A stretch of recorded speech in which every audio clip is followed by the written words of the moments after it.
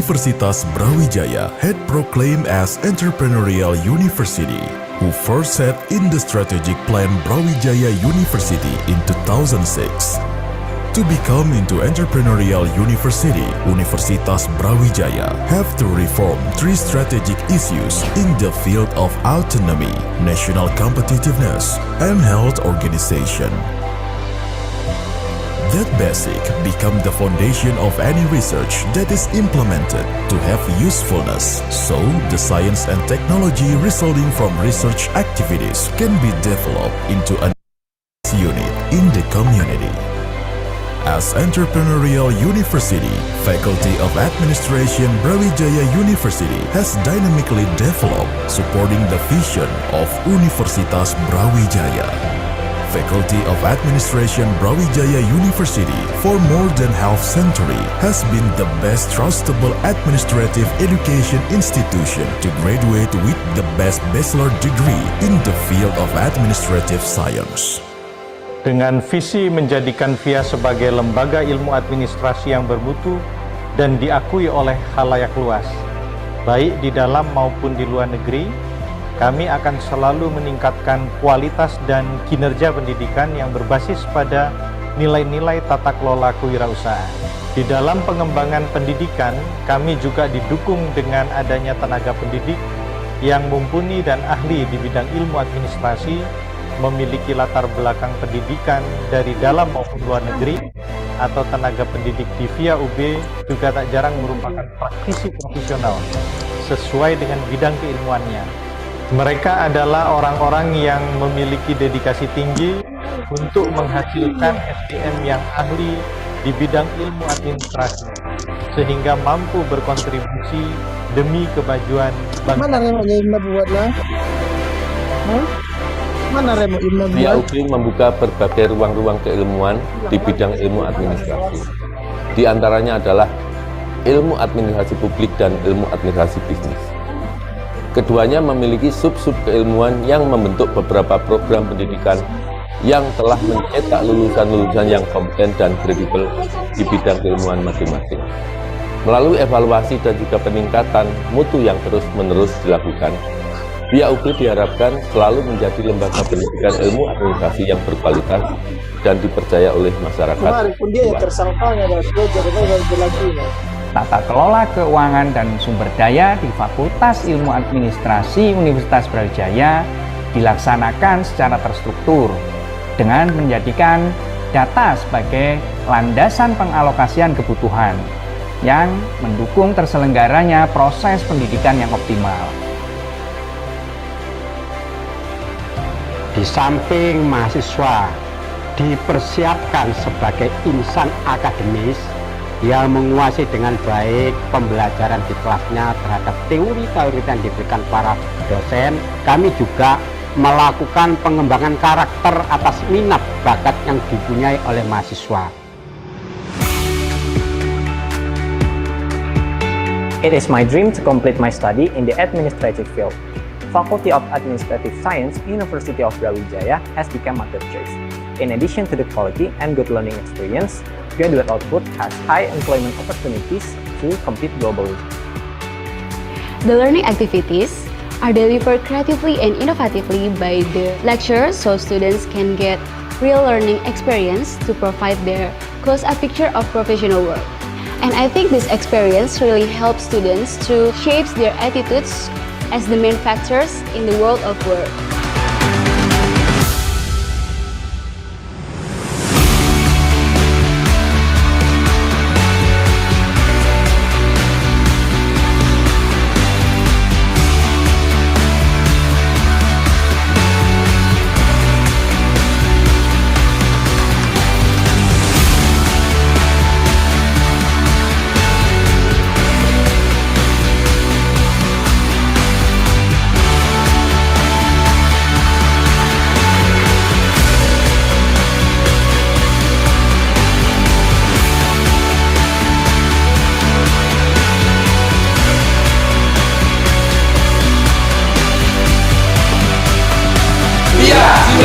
Bersatu kita maju.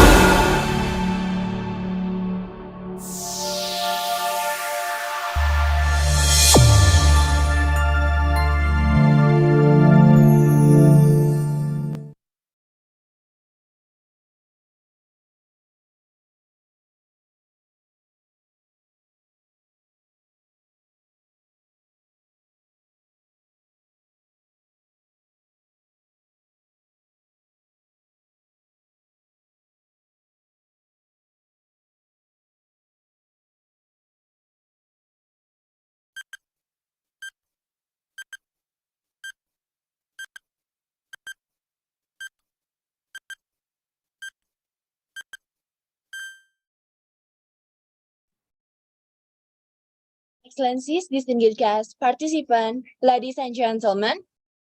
Assalamualaikum warahmatullahi wabarakatuh. Good morning, everyone.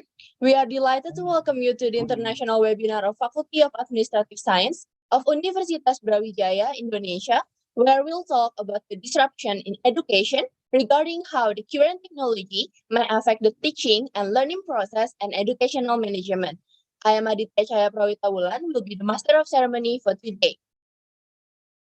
Which we respect, Dean of Faculty of Administrative Science of Universitas Brawijaya, along with the officials and staff, the head, and also the of Education Administration Program of Faculty of Administrative Science of Universitas Brawijaya, professors and lecturers of Faculty of Administrative Science of Universitas Brawijaya, along with the honorable guest speakers, and last but not least, the general participant from all over the countries. The aim of this program is to explore the profound impact of technology on education, highlighting both the opportunities and also the challenges it presents. We will exchange knowledge and ultimately contribute to the advancement of technology in this digital age throughout the webinar. But before that, ladies and gentlemen, please allow me to read the agenda for today. The first agenda is the opening session, and then we'll listen to the Indonesia National Anthem, followed by the welcoming address or remarks to officially open this webinar. And afterwards, there'll be a photo session before we jump into the main agenda for today. There'll be a presentation from our keynote speaker first before we go to the parallel session of this webinar. There'll be a question and answer session after all the speakers present their material for today. And last is the closing session.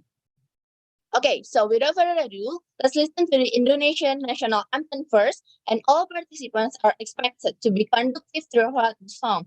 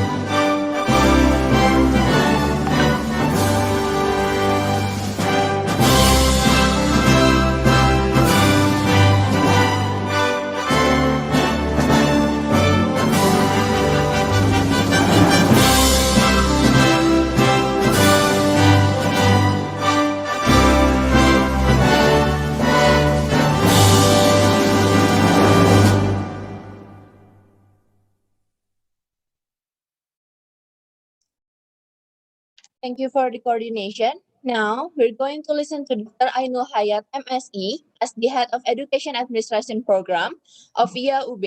To Bapak Ainul, the place and time are all yours. Thank you.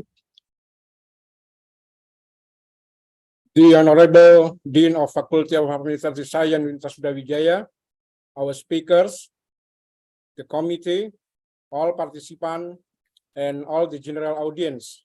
Assalamualaikum warahmatullahi wabarakatuh. Good evening, everybody. I stand before you today as the head of the Educational Administrative Study Program, filled with great pleasure and participation as we kick off the highly anticipated event, iVISID 2023. Our theme for this year's iVISID is disruption in education, how current technology may affect the teaching and learning process and educational management.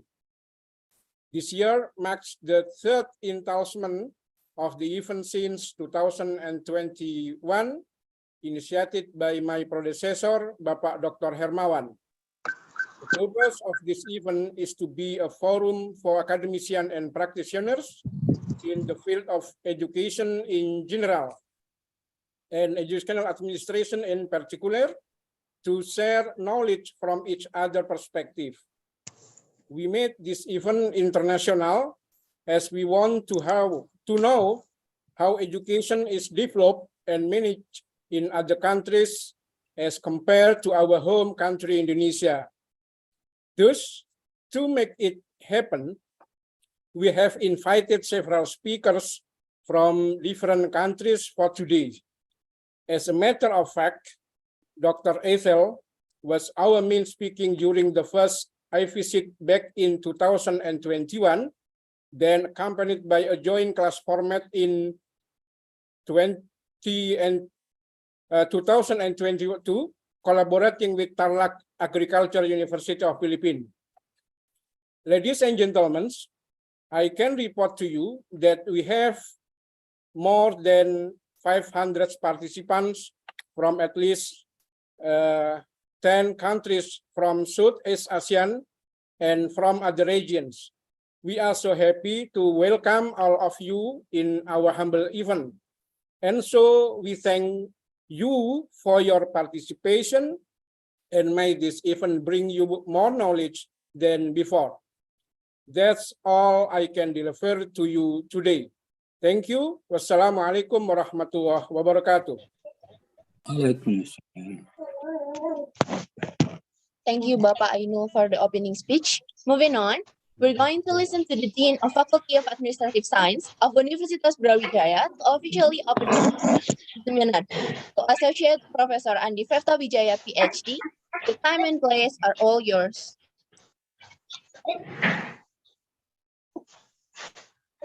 Baik, thank you. Can you hear my voice? Okay. Bismillahirrahmanirrahim. Assalamualaikum warahmatullahi wabarakatuh. Selamat siang. Salam sejahtera untuk kita semua. Magandang hapon. The Honorable Dr. Ethel Agnes Pascua Valenzuela, who acts as the advisor of ASEAN's on the future of education at the ASEAN Secretariat.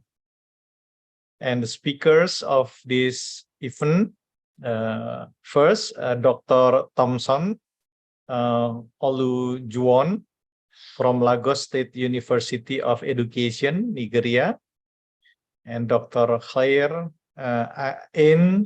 Oliver from Tarlac Agricultural University, Philippines, and also Mr. Zohaib Hassan Sain from Pakistan, and Dr. Rike from Universitas Brawijaya, Indonesia, and Vice Dean and Head and Secretary of Public Administration Department, and also Dr. Ainul Hayat as the Head of Educational Administration Study Program, along with all the committee, participants from different countries, and all the general audience. Assalamualaikum warahmatullahi wabarakatuh. Good afternoon from Indonesia. First of all, I would like to deliver my gratitude to Allah Subhanahu wa Ta'ala, God Almighty, who have made us all attending one of our annual international events today. Secondly, as the Dean Faculty of Administrative Science, I would like to welcome you all to our country, to our campus virtually. Ladies and gentlemen, in the digital age, we find ourselves in the world of education is undergoing a profound transformation. The rapid advancement in technology have influenced every aspect of our lives, and education is certainly no exception. As educators and administrators, it is imperative that we embrace this disruption and understanding how it impacts the teaching and learning process, as well as the management of educational institution. iVISID 2023 provides us with a unique opportunity to explore the potential of technology in reshaping education.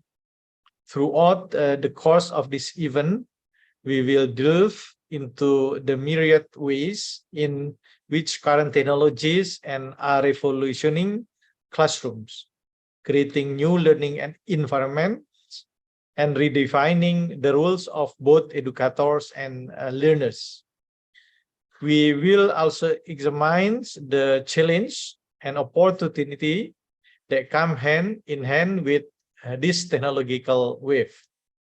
As educators and administrators, it is our duty to ensure the integration of technology in education is done with carefully thought and consideration.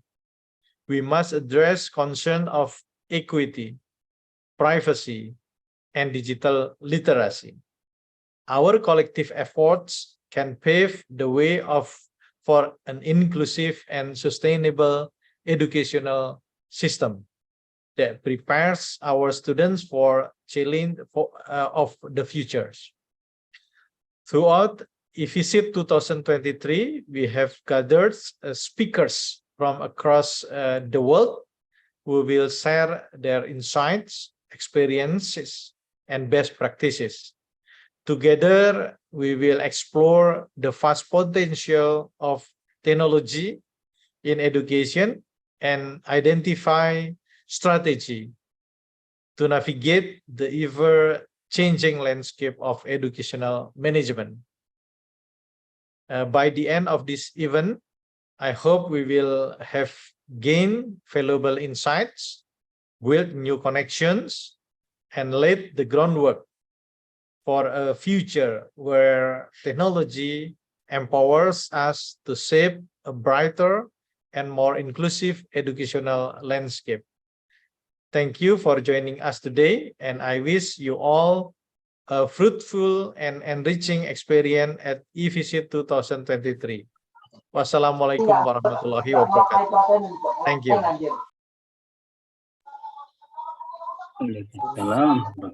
Thank you, Pak Andi, for officially opening this webinar. Right now, we'll hold a photo session, so to both deans as well as participants as all are welcome to take a position. And please turn on your camera. Thank you. For the committee, the comment will be from me. Okay, for the first one.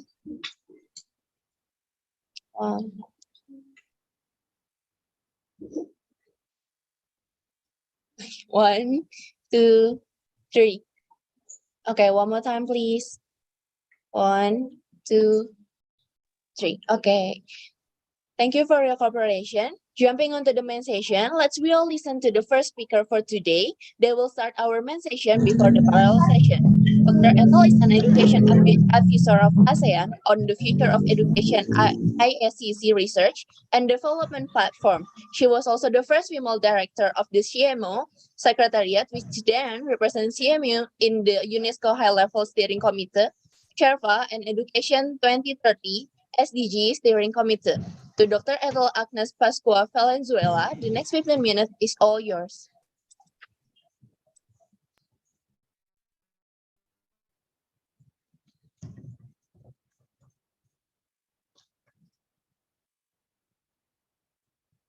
Very good day to all from Gumi, Korea. First of all, I wanted to congratulate Universitas Brawijaya and all of you for the successful event today.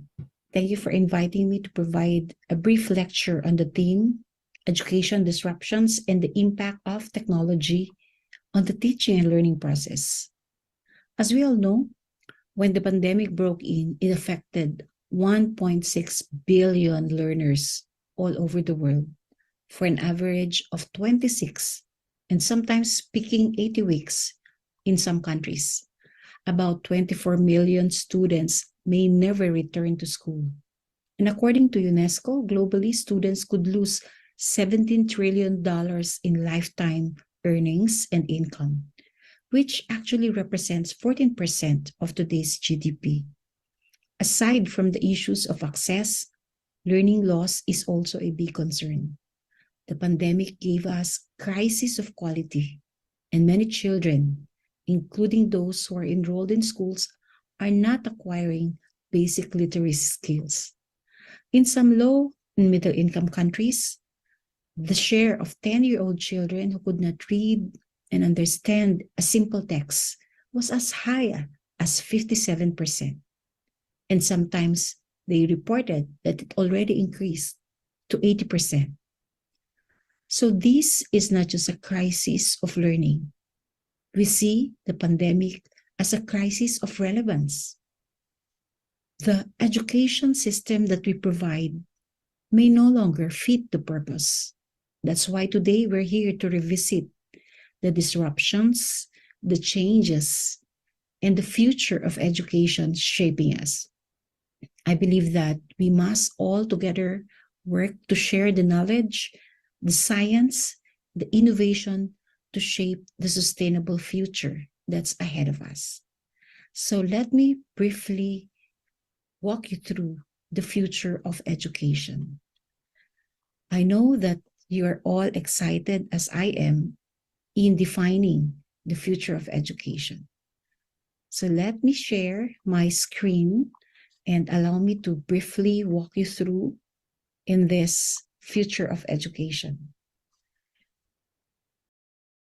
The biggest challenge in our region is that some schools are still doing education 1.0. But few of us are talking about, why don't we learn education 2.0? Some countries have planned ahead. They're in education 3.0. But the world and the future of work is already on education 4.0. Where are our teachers? Where are our learners in this regard? Are we in 1.0, 2.0, 3.0, and even further? Looking at 1.0, before the pandemic, some countries are still in this situation when learners are all receptacles of knowledge. They receive knowledge and information. And sometimes it's a passive learning. The teacher dominates all instructions. However, because of the advancement in technology, some schools have shifted already to 2.0. Use of computers, iPads in schools, we can see that. And there are few project-based and inquiry learning being used by the teachers. Of course, we have presence of social media. Sometimes we're using Facebook, sometimes we're using Twitter, and all materials, blogs, web tools, wikis are made available. If you are in this, then you are an educator 2.0. However, the teacher there, first in education 1.0, is the knowledge sharer. In 2.0, is a facilitator. The teachers are facilitators. But in 3.0, learners are connected, they're creators as well, and constructivists. Learners can also be content producers. They can develop their TikTok, they can develop their learning materials, they can contribute to the teaching of the teacher, and educators, they are the resource guide. This is why it's important for us to understand that now the web, the World Wide Web is also influencing and is also becoming our curriculum. So if we look at the phases of change, before the pandemic, that many schools are still in 1.0, teachers, they are dominating the classroom and they are mostly in the schools, brick. And parents are there providing all the support. And some do not even have computers. And at the end of their class, at the end of their schooling, they are like assembly line workers. But 2.0 is co-creating education. They're already learning about digitalization. Teachers and students learn together, they progressivist, and some classes are held online, just like this one. and half of the class, maybe some of the lessons are still in classroom. So it's like a hybrid approach. And the teachers, well, we require as well the licensed professionals. They use open source. But in Education 3.0, it's really reinventing education, the teaching and learning. You can learn anytime, anywhere, and we're all connected. Teacher to student, student to student, student to teachers, people to technology. They're all important in teaching. And everywhere, we can have access to internet, in cafe, in the city, in the park, bowling alleys and bars, and workplaces. Parents also are co-creators. They are lifelong learners. They contribute to education. So in 3.0, everybody and everywhere, we can learn. So the wide diffusion of e-learning during the pandemic allowed the schools to transform themselves. Now we are always remembering that there are small webinars, micro-credentials needed, massive open online courses abound. There's also growing interest on teacher-centered approaches, local and regional collaboration. You know, you can have teachers coming from all over the world, just like now. And together, we can work to find information just the time we need it. Why do we have 3.0 now? Because of the increasing use of information in our life, in school, and other social purposes. We use online virtual spaces. Some of my students, they submit assignments in Facebook Messenger or in Viber. So we are now redefining teaching and learning because of the widespread of technology, personal computers, the emergence of Web 2.0. Podcasts can be source of learning, e-learning platforms. Free and open softwares are also changing teaching and learning. So the evolution of education happened already from 1.0, 2.0, 3.0. Now we are in 4.0. From lectures and memorization, we go to internet-enabled learning, knowledge producing, co-creating knowledge, and innovation producing education. So the shift is very fast just because of digitalization and the pandemic. We need to reimagine education. We need the future of education in our mindset. We need the education space that looks for innovative solutions and using impactful learning and teaching. Together, we can address all the disruptions and we can share better education together. So what can we see as the future of education or the education 4.0? And at other cases, they say education 2030 or 2050 even. We are in different levels of development. We see more connected learning that is provided by digital media, more easily linked from home, schools, community, peer context of learning. We also see intergenerational connections based on different levels of exposure and capacities of our learners. We say that there is also an intelligent learning space with the disruptive technologies. We can freely enhance the educational system.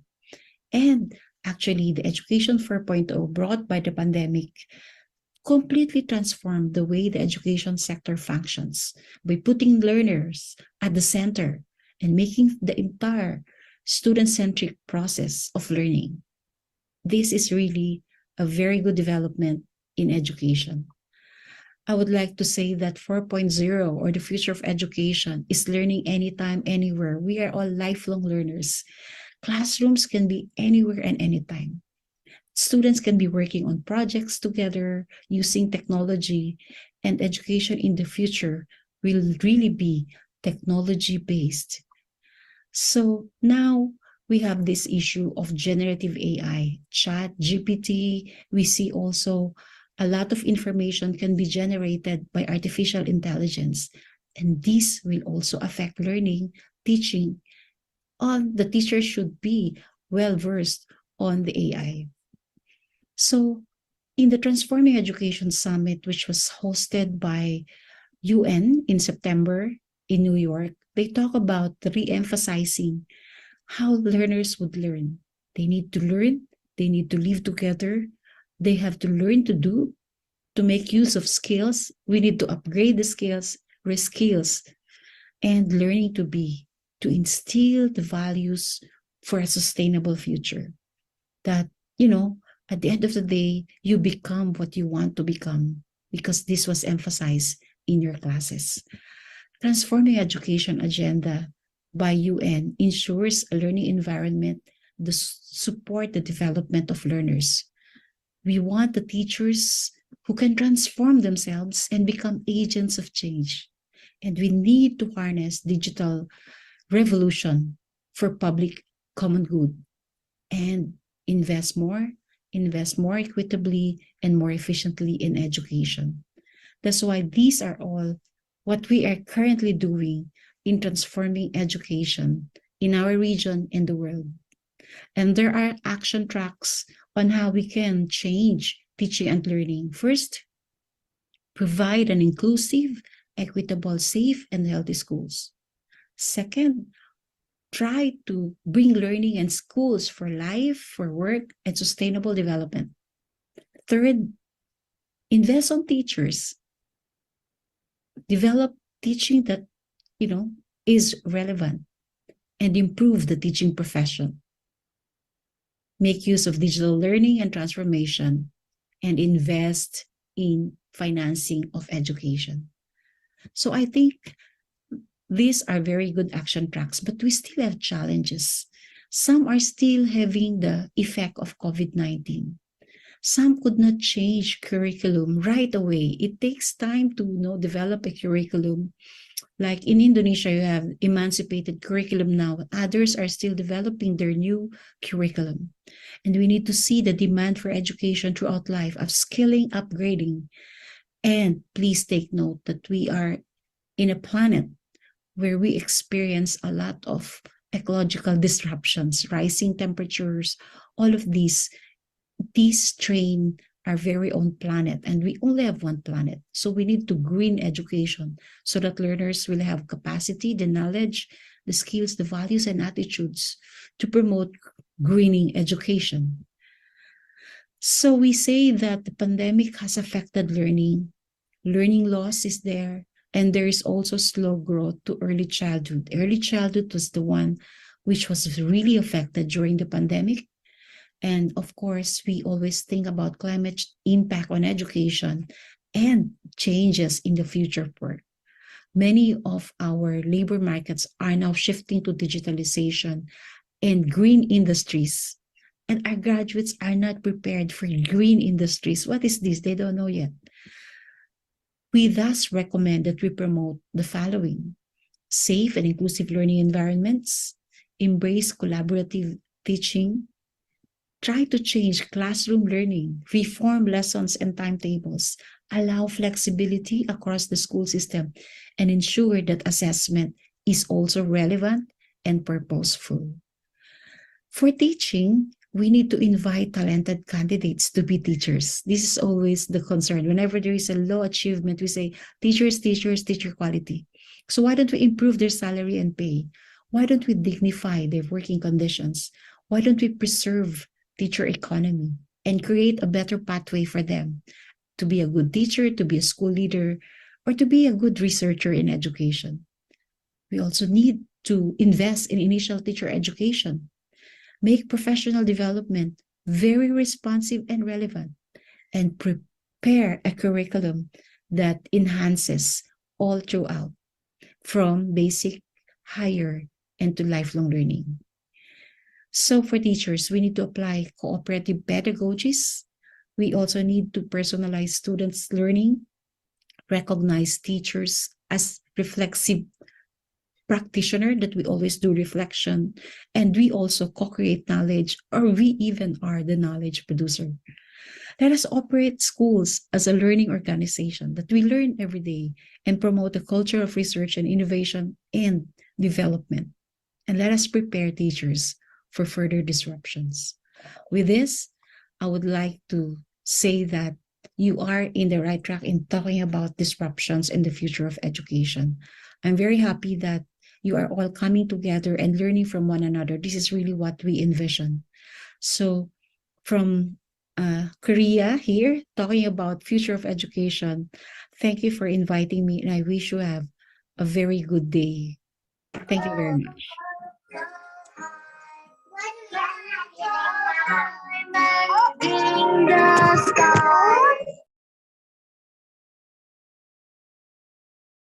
Okay, thank you, Dr. Ethel Agnes Pascua, for the speech. Untuk the parallel session, it will be moderated by Bapak Taufik Akbar Al-Fajri, who is the head of the language lab, as well as a lecturer of administrative education at Faculty of Administrative Science of Universitas Brawijaya. To Bapak Taufik, the time and place is all yours. Okay, thank you, MC, for your introduction. Okay, good afternoon, ladies and gentlemen. Welcome to iVISID 2023.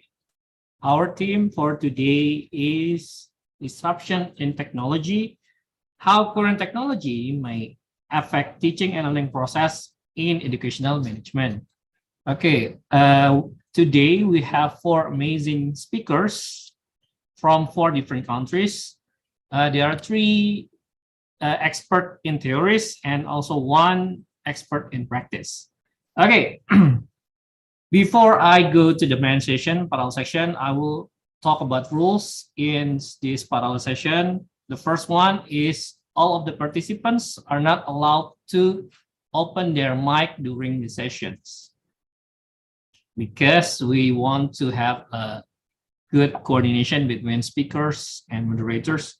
And the last rules is question and answer will be held in the last session after the last speaker talk. So if there is any question and answer, you can chat, write your question in the chat, then I will try to translate to English. It's okay if you want to talk in Bahasa, but I cannot talk in other language. I'm sorry.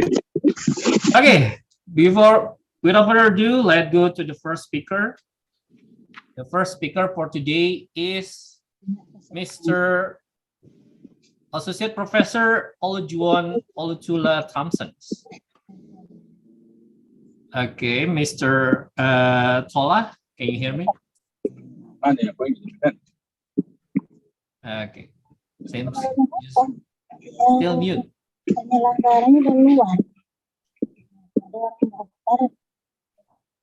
I'm sorry, the mic is still on mute, Mr. Tola. Okay, good morning from Lagos, Nigeria.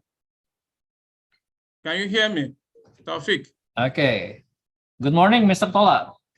Okay, how are you? Happy to be here. I want to thank the organizers. Okay, right now in Nigeria is about 7 a.m., right? Yes, Yeah. it's 7 a.m. in Nigeria. Yeah, in Indonesia, we have GMT +6, while in 7. Nigeria, we have GMT +1. So we have about 5-hour different times. Okay, before Mr. Tola present the material for today, I will read a short biography about Mr. Tola. Mr. Tola is born on Agbowa, Ikosi, and then his educational history on 2010 and 2015, doctoral degree on University of Johannesburg, RSA, master degree in Lagos State University, Ojo, and Lagos State Hall of Education on 1986 to 1992. Wow. Okay, Mr. Tola is also senior lecturer and doctor of Education Leadership and Management at Department of Educational Management, Lagos State University of Education in Oto Ajinekin, Lagos, Nigeria. Okay, without further ado, Mr. Tola, time is yours. Okay, thank you so much, Tariq. I want to appreciate you for this. Can I share my screen now? Okay, sure. As a reminder, you have 20 minutes, Mr. Tola. Okay. Can you see my screen? Yes. Yes. Okay. I want to thank the organizers for the opportunity given to me to be here this morning to talk about managing school in the technology era, the role of school leaders. When I was given the opportunity to talk, I decided to talk to Taufik or somebody that I will not be able to do the presentation because at the moment we are carrying out a study on managing school in a telecular area, the use of ICT by school leaders. But he said I should just go ahead. And I said, okay, that would be wonderful. I want to thank you once again for sharing my thoughts on managing schools in a technical area, the role of school leaders. This morning, I want us to start a conversation concerning the role of school leaders in a technological area. What are the roles of school leaders? Are they prepared for the role in this technological area? Do they have the capacity and the capability? Does the technical materials needed support, are they available? That's what that's the conversation that we'll be having. I'll also be looking at the role of technology used in the classroom. What are the benefits of using technology? There was a study that we carried out some time ago on a co-exec project in Lagos when the government decided to introduce technology into the classroom. I'll be sharing one or two things about the study with participants. From there, I will be able to look at the concept of technology leadership, the standard for education administrators. What are the strategies that the educational leader need to do in this technological area? And then have a little bit of conclusion. When the pandemic started, the whole world was not ready. School leaders were not ready. School leaders did not know what to be done because it had not happened in their lifetime. And they do not have a kind of experience on how to manage schools in that area. I, as a person, I'm not a digital native, I'm an immigrant. It was when the pandemic started that I started using the LMS. I did not know how to use the LMS because I was not using. I was involved in the traditional mode of teaching and learning. And when I became the head of department, and because of the pandemic, we started using technology to do one thing or the other. And we started building our knowledge and understanding of how to use technology in the classroom.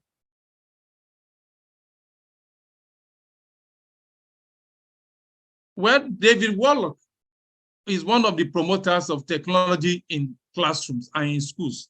He said that everybody needs technology. Teachers need technology because it's the pen and paper of our time. It is the lens through which we experience much of our world. Exactly. And if you look at it, technology is a tool that will make teachers to be more meaningful in class and engage students alike. Technology provides opportunities, limitless opportunities for teachers. It provides more information. It provides a kind of a platform for people to discuss and interact much more than when we're in the traditional mode of teaching and learning. Secondly, technology is changing the schools at the moment.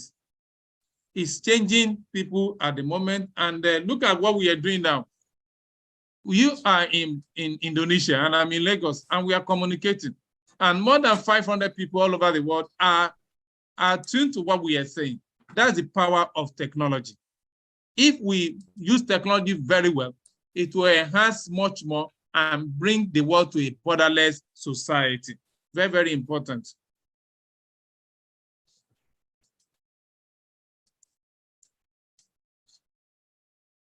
What are the importance of technology in schools?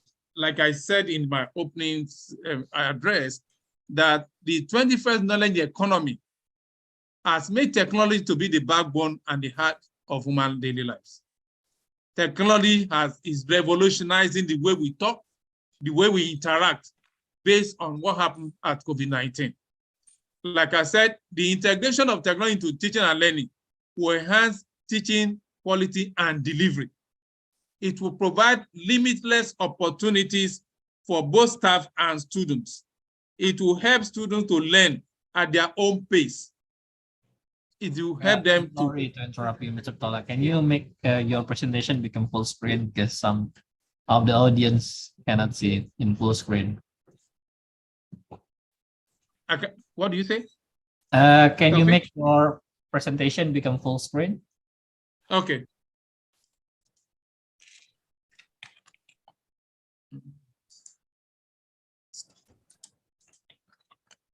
Can you see it now? It's still on the PowerPoint mode. You have to change it into presentation mode. Okay.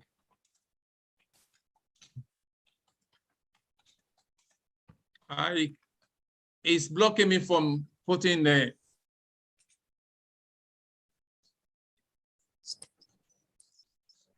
Okay. Can you see it now? Yeah, press F5. It will go to the projection mode. F5. I should F5.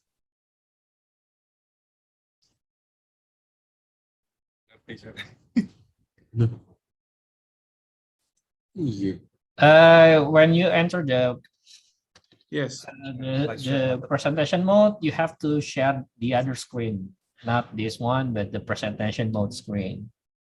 Okay. The slideshow screen. Slideshow button. Slideshow button on the bottom of the Yes. your. Okay, slideshow is to.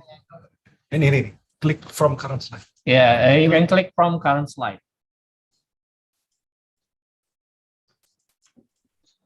Yes. Now that one, on the left corner, on the top left corner. Yeah, you can click from current slide. Okay. Yes. Can you still get it?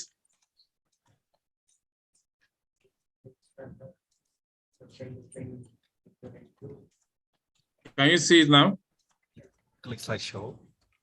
You can click Yes. slideshow, and then I've done that. Yes. From current slide.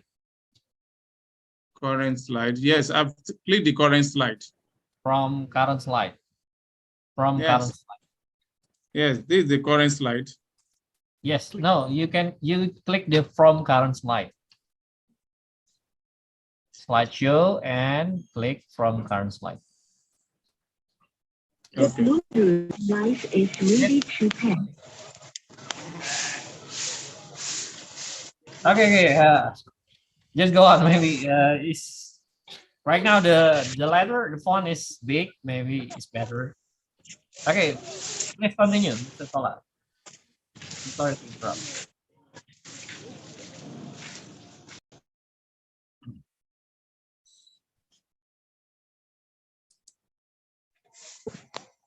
My screen sharing is paused. Just continue, please, because we don't Okay. have all the. Shall I go ahead? Yeah, just go on. Okay, I wanted to show the project, the EcoExec project done by the government of Lagos State on how to introduce technology into the classroom. And at the end of the day, when we did the study,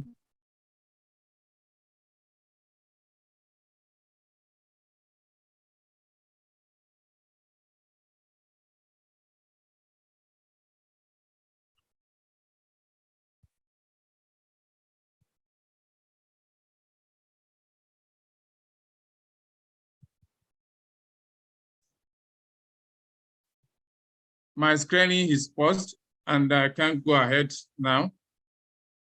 Yeah, sure, you can go on. Please go on. Okay, like I said, there was a study organized by the Lagos State government on how to integrate technology into the classroom. And before it was introduced, teachers and school leaders were trained on how to use this app. I wanted to show the app in my presentation. In our study, we now found out that teachers were very, very happy in using technology in the classroom. It helped them with the attendance. It also let them monitor students, and the school leaders also monitor the teachers. And at the end of the day, their KPI is also monitored. Teachers were very, very happy that they can use this kind of technology in the classroom. for school leaders to use technology in the classroom. The ICTE, International Standard for Technology in Education, has come up with a kind of a guideline.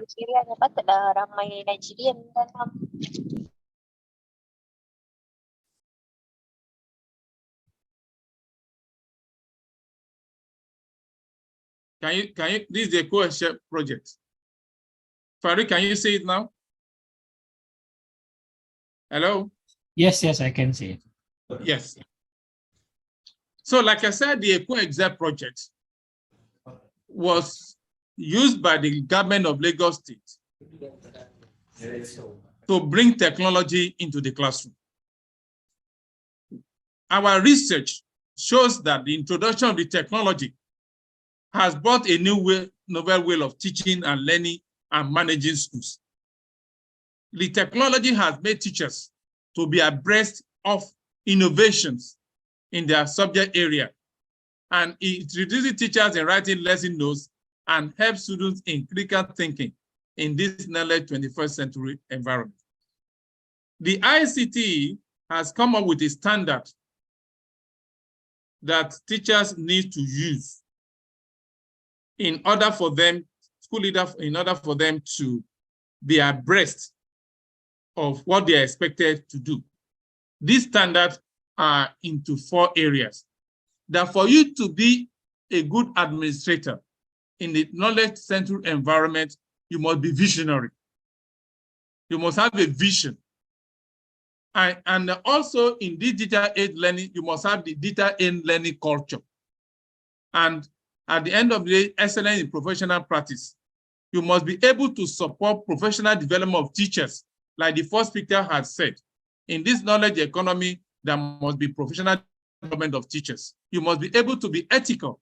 What are those things that is needed to be done when you are using the internet? What are those things you are not expected to do or to do? Very, very important. All these standards are very, very good for teachers. But for academic purpose, what are the concepts of technology leadership? So many authors have written on technology leadership. But for our own presentation this morning, we are also going to look at just 2 or 3 things. What is the concept of technology leadership? It encompasses all action using technology in education, including organizational choices, policy, and technology implementation. In technology leadership, there are 2 things that is needed: the use of ICT and the ability to use technology in the classroom, because it is a virtual relationship of influence in which this new highly adaptive field of knowledge affects numerous daily interactions across profession, education, and training. And when you are in the virtual world, what are those things that you need to do? Very, very important. It entails both the use of ICT, leadership, and management for the educational institution. Like ICT has said, there's what we call systemic improvement. You need to continuously enhance schools' leadership technology, because technology is coming out every now and then. Like the first speaker said, AI is an in thing now. When some schools are talking about ChatGPT, whether they need to regulate it or not. On digital citizenship, school administrators serve as role models and help students to comprehend the social, ethical, and legal implications of a changing digital culture. All students should be able to have access to digital tools and resources to satisfy their needs. The whole essence of integration of ICT into schools is for student academic performance. It's for students to be what they want to be, to have knowledge about what is happening in and outside their environment. What are the strategies to foster technological environment in schools? These strategies are unexhaustive. I said the first thing that needs to be done is that there must be a strategic planning in schools based on our study. There needs to for manpower resources. There needs to be training and effective communication. There must be a kind of a team player It's not only one person that can do it. People must come together to solve problems. And also a leader should have some leadership and responsibility to all stakeholders. If you use technology in the classroom, there must be responsibility. It's something that everybody in the school must agree on, and they must be carried along. That's why you need effective communication. The second one I've mentioned here, another strategies, is that the acceptance of technological innovation.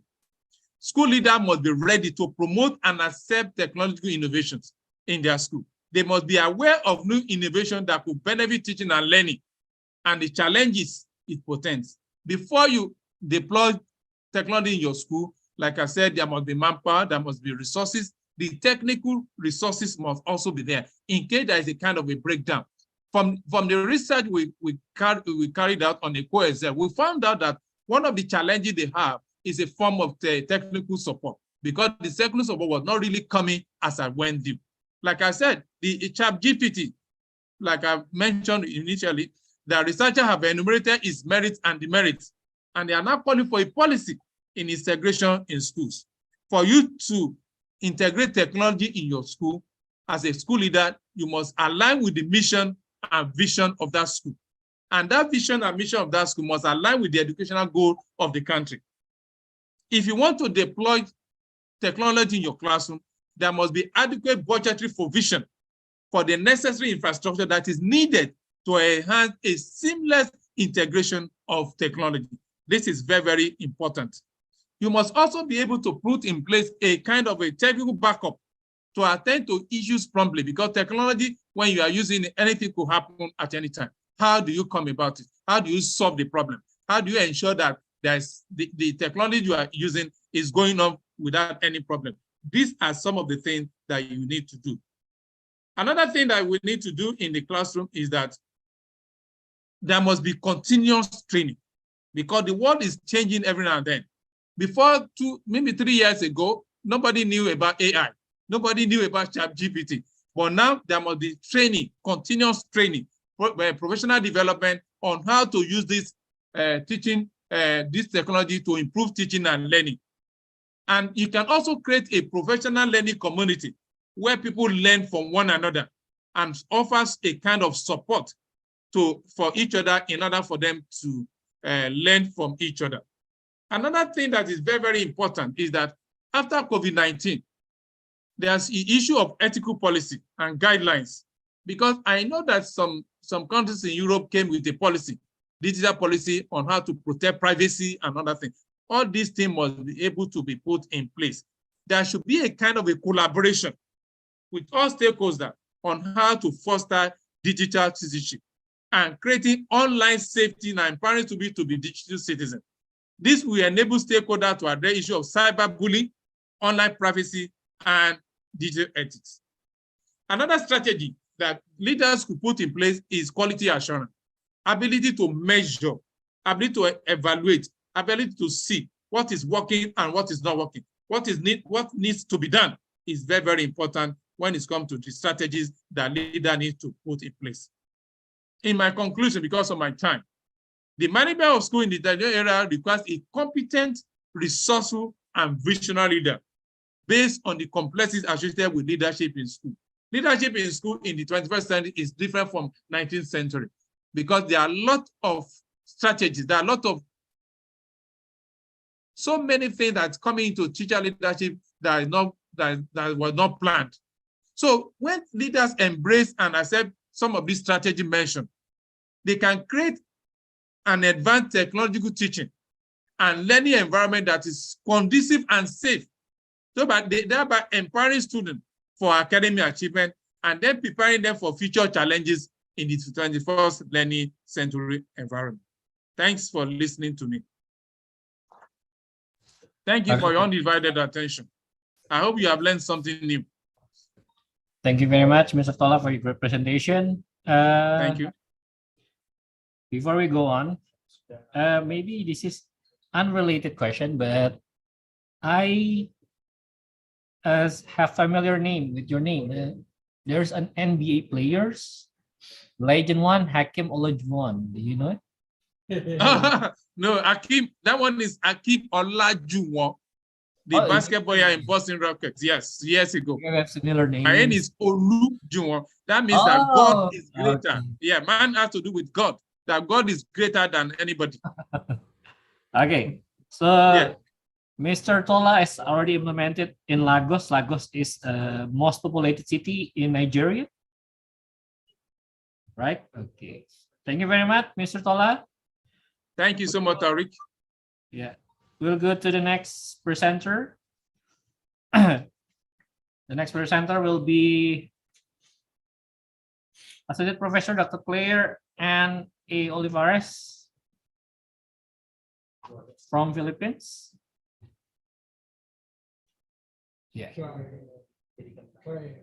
Miss Claire? Can you hear me? Yeah, you're still on mute. Yeah. Hello, can you hear me? Yeah. Good afternoon. Good afternoon. In Philippines, we have the same time, right? GMT +7. Let me just fix my audio. It seems that I'm having some audio problems here. Can you hear me now? Yeah, I can hear you well. Okay. Can I share my slides now? Okay, wait a minute before you Okay. presentation, I'll read your professional summary. Okay. So Mrs. Claire and A. Olivares is a professor from TAU, Tarlac Agricultural University. Right now, she is the Dean of College of Education. So Ms. Claire is dynamic educator and instructional leader with more than 20 years of relevant experience in teaching, research, extension, and supervision. Committed to quality and relevant education, LED initiative in the transition of TAU to flexible learning. Okay, Ms. Claire, time is yours.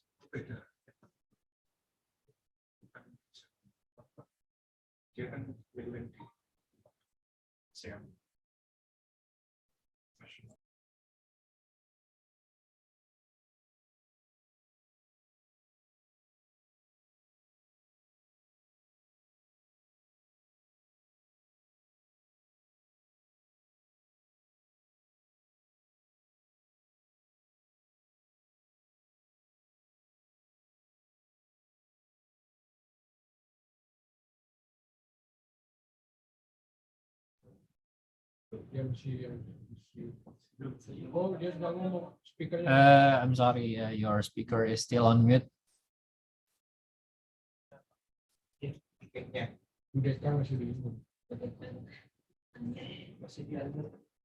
I'm sorry. Okay, can you hear me now? Yeah, I can hear you now. Okay, sorry. Good afternoon, ladies and men. And at the onset, let me express my gratitude for the opportunity to speak before you today and share my short lecture that focuses on our theme, how current technology may affect teaching and learning and educational management. I want to thank Brawijaya University for having me again. So last year I was with you for the iVISID 2022, and I talk about instructional leadership. I want to commend Brawijaya University for this initiative, and I congratulate you in advance for its success. So this afternoon, I will speak about one of the most important aspects of educational management, and that is management of the curriculum. I see some similarities with my presentation with the first presenter, but then anyways, let's just push this through. We will walk through about the different domains of curriculum management, some ideal attributes of curriculum managers, the crucial role in achieving educational goals, as well as in transforming their schools. There will be no attempt to discuss specialized apps or technology, as we will be dealing more on the role of curriculum managers and how we will fit the different practices, especially in the 21st century. So finally, we'll be looking into how these practices may be integrated in the curriculum standards, practice, and assessment. So we'll start with a very basic definition of educational management. And as we all know, educational management is concerned with the operation of educational organization and is concerned with planning, organizing, and directing activities in schools, managing the human and material resources such that it is ensured that we use them effectively and efficiently, and with the overall goal of accomplishing the school's objectives. So educational managers are actually tasked or expected to manage the curriculum instruction, finance, personnel, students, school community relations, as well as physical and material resources. But I would like to zero in with this task, the management of curriculum and instruction, for my talk this afternoon.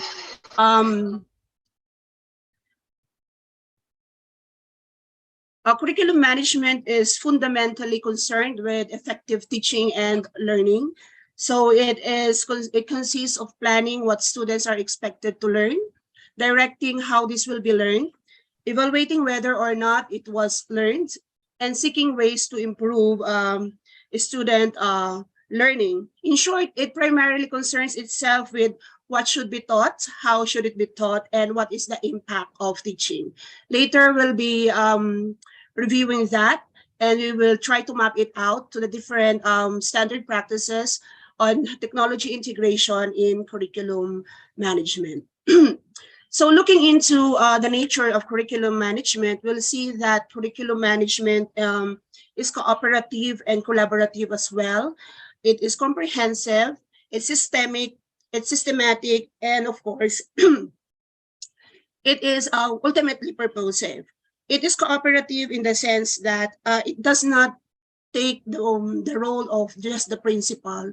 It takes teamwork. It takes working together for teachers, for the principal, to the different stakeholders like the teachers, parents, the community, and the students.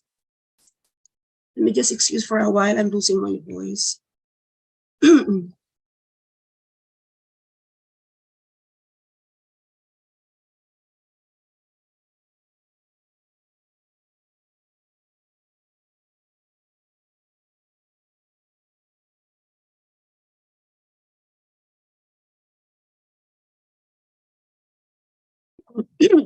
I'm sorry for that. I lose my voice. It's fine. Yeah, so we're talking about the nature of curriculum management. It's cooperative. It involves group effort. It covers a whole range of curriculum process from its inception up to its transformation, if it needs to be transformed, if it needs to be terminated after some assessment data, you found out that it's not effective. So there are many curricular decisions that we ought to do as leaders. So it's embedded in the system basically because curriculum is the be all and end all of the school system. And it's systematic because it involves processes and procedures like how would you do appraisal of teachers, how would you do classroom observation, how would you align the curriculum to the general goals of education. And ultimately, it's purposive. It is basically set there to achieve the goals and objectives for the curriculum. So curriculum managers must be able to work with other principals. They should be able to collaborate. They should be able to share their commitment. As the first speaker shared a while back, she had the curriculum manager should have vision, okay? Must have an organizational vision, because this vision will guide the school into the future and the ability to articulate this vision. It's not enough that you have vision. The vision is just but a dream if you do not have any specific strategy or action plan to put it into fruition, right? So, and lastly, curriculum managers must also be knowledgeable and skillful in management, and also so that, as I've said, this vision becomes a reality.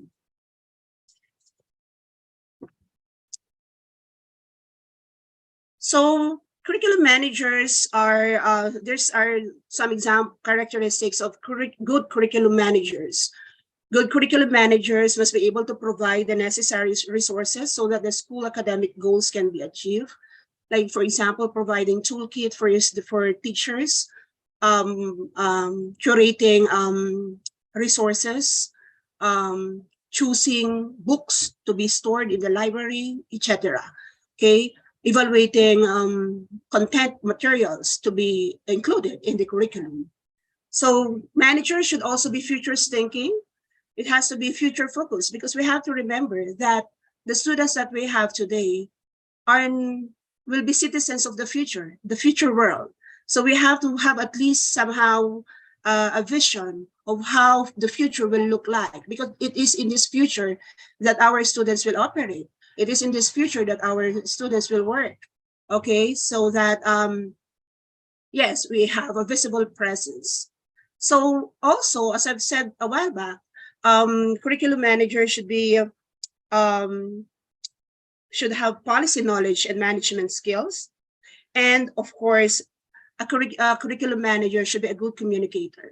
Okay, when we shift from face-to-face classes to our online, to our flexible learning, communication has become a challenge. Okay, so curriculum managers, communication is an integral part of communication management. It is through communication that we are able to effectively communicate our vision. We're able to encourage support from our colleagues and address our concerns effectively. Now, to achieve learning goals and objectives, the curriculum must be managed effectively. As articulated in the National Policy Board for Educational Administration, school heads are expected to foster safe, caring, and supportive school learning communities and promote rigorous curricula, instructional, and assessment systems. Okay, curriculum managers is usually tasked with the principal for the basic education, department heads, and deans for higher education. So why do we need technology integration? One area that has increasingly taken attention, especially during the pandemic, is the role of technology in achieving the learning goals and objectives in the school curriculum. How well does technology integration able to produce the kind of graduates that we want? Do we need to integrate technology in the curriculum, or do we have to integrate curriculum into the technology? So this is a two-pronged answer that actually very controversial. Technology, as we all know, has revolutionized the way we think, work, and play. In the past, power is associated with who has the most land, who holds the capital and machine. But in the advent of the 21st century, power resides now to who holds the knowledge. The age of knowledge explosion, ushered by the advances in technology, also necessitates a different kind of competencies and skills to manage the vast knowledge systems in the world.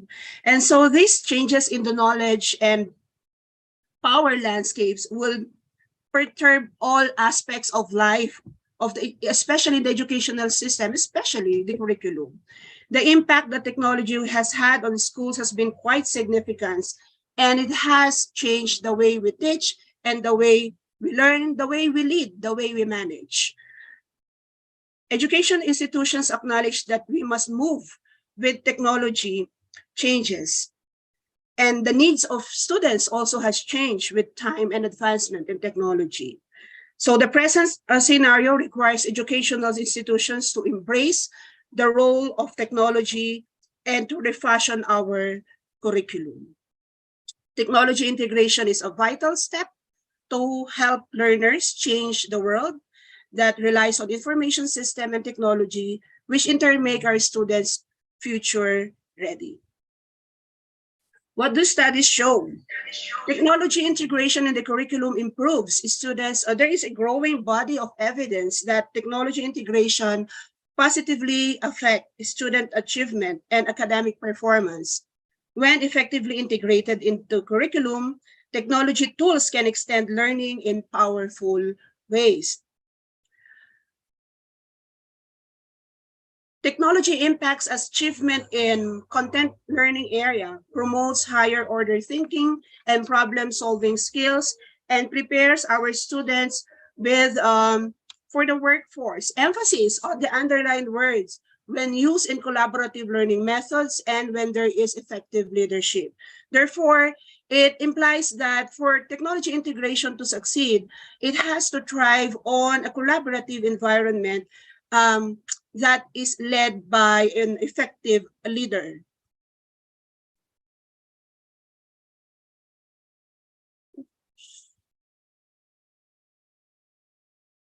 Now, technology and integration does not come without challenge. No?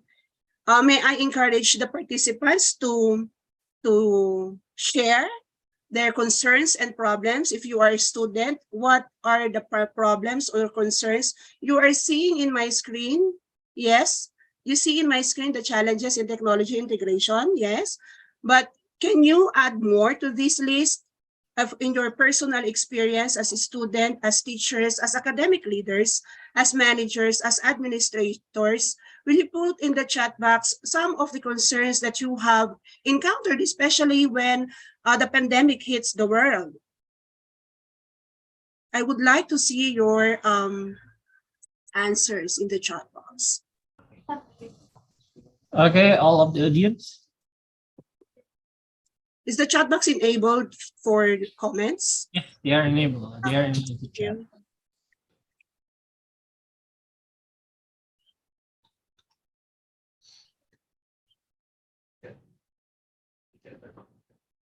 So let me just read.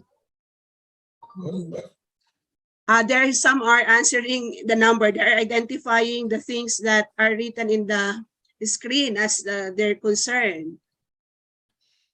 From LNU, budgetary constraint, low internet connection in the Philippines, digital divide in internet connection, so that's access, yes.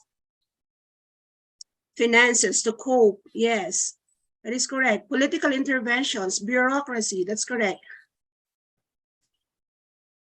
Please keep it coming. The quality of training, digital bias and fear of losing out by age, lip service to funding education, too much bureaucracy, inadequate training. So yes, I see there's a lot, right? No, that's a lot. And you know what? I feel you. I feel you. I really can feel the sentiments of our participants because, you know, especially when the pandemic hits, right? When we are to move quickly, when we are forced to move quickly to transition from traditional on-site classes to technology-aided instruction. And this has been extra challenging for schools when technology use is sparse or at most basic. And I'd say that it has been challenging for teachers, right? I know you agree with me, and students. And it is, for me, especially challenging for leaders who are expected to lead in the transition, correct? When you yourself, you lead, but you are expected, the people look up to you. What is the solution to this problem? They look up to you, but you yourself, you know that you lack training, you lack the technical know-how, and you yourself has to learn quickly so that you'll be able to lead the people. You'll have to lead the school into transitioning into flexible learning. It has been, I would like to share that it has been a humbling experience for me. And I know it has been also to you, it has been humbling to you, but be it as it may, we have to embrace the challenge for us to, you know, to survive. You know, we really have to embrace the challenge. We have to learn quickly. We have to get up on our feet and try to empower others the best way we can, right? So it is in this time that I learn to collaborate more, to communicate more. I humble myself to say the things that I do not know. I seek help. I sought the help of those who are more technically knowledgeable than me. And so if there's one beautiful thing that this pandemic taught us, is to work together, right? Is to share our whatever we know with each other. And so we learn together, right? So that's why we continue to learn, we continue to survive, So the pandemic is almost gone, and here we are, still surviving and thriving. So yes, another is this one. In your school, what would you say is the level of technology integration in your school? Is it sparse? So you will see there the description of each level. The first level is sparse, meaning it's rarely used. Basic is when it's available occasionally. When it is fairly used on a regular basis, it's comfortable. And 4, when it is seamless. So seamless is when we use it daily, okay? Let me see your answers in the chat box again. You may just write 1, 2, 3, or 4. Let me see.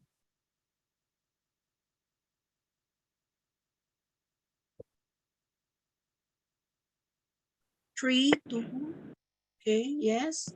Oh, how nice to see number 3. From the Philippines, 3, okay.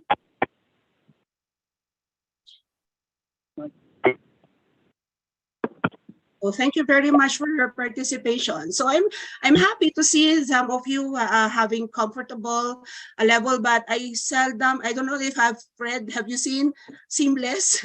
It's far from ideal. Our technology integration is far from ideal, but based on the problems that we have mentioned earlier, I would like to zero in on this more serious problem that I think we have to take note as curriculum managers. In 2003, UNESCO Bangkok conducted a meta-analysis of the state of ICT use in the Asia and Pacific, and they found out some weakness in policy making that led to misallocation of resources, exacerbating the existing lack of resources. Accordingly, educational planners bought this technology, they have built infrastructures and then later think of the goals. And it's not the other way around, okay? So they have made technology as the end goal of their schools, okay? So there were great evidence that point to the fact that ICT use is less effective when the goals for their use are not clearly defined. So we really have to have clear goals, okay? It is imperative to adopt clear goals in technology integration. Do I still have time? We still have Okay. So here are some. I don't. Is that a message for me? I don't think so. I think it's just a link. It's just an audio left open. Yeah, okay. Let me just continue. So the key points that I want to share with you based on the sharing that what things I shared with you is that curriculum goals should be the drivers and not the technology. Technology integration is having the curriculum drive technology and not the other way around, okay? The goal should be the technology should just serve as a tool. And leadership is the single most important factor affecting successful integration of technology. And there should be clear policy. Technology is a tool. It cannot compensate for weakness in education policy. So lastly, I would like to, earlier, curriculum, I shared with you that curriculum management is interested with what to teach, how to teach it, and how would we know that there has been learning, okay? So I would like to map it out with the International Society for Technology in Education Standards. These are practices in which way we can integrate technology in the curriculum. Okay, so in terms of what to teach, curriculum managers should this may involve development of a clear vision for improving learning with technology. It would also include setting goals, which can be made possible by technology.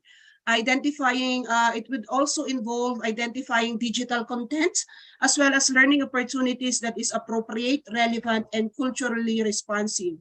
And of course, it would also entail managers and teachers evaluation and curating and adoption of new digital resources and tools for learning. It's not enough that you just adopt. Sometimes when there are some, some companies who wants to present their products, it's not, you should not be very excited. You should be very vigilant. You should be very, careful. You have to keep what the goal in mind, and not just to not just to show the people that you have this infrastructure, but actually they do not have any role in the overall operation of the school. And you will see that it can be maximized. The use of that technology could be maximized. So it involves evaluating, curating, and adapting new digital resources and tools for learning. And then it would also involve critically examining the sources of online media. What to teach, it focuses on the intent of the curriculum and the content of the curriculum. So all these practices, and you also have others that you may want to include. You may do this so that we can integrate technology in our curriculum management practices. Now, in terms of how to teach focuses on the pedagogy as well as organizing the learning experience that we offer our students, and this may include applying pedagogical approaches that is made possible by technology, like collaborative strategies, cooperative strategies that may be made more engaging by the use of technology. And it also requires establishing, kind of learning environment that promotes curiosity and critical examination, fosters digital literacy and media fluency. There are many information, there are so many information that we have to skim, we have to evaluate, we have to be really very critical as to whether these are true or not. So digital literacy and media fluency is one of the things that we have to, develop among our students.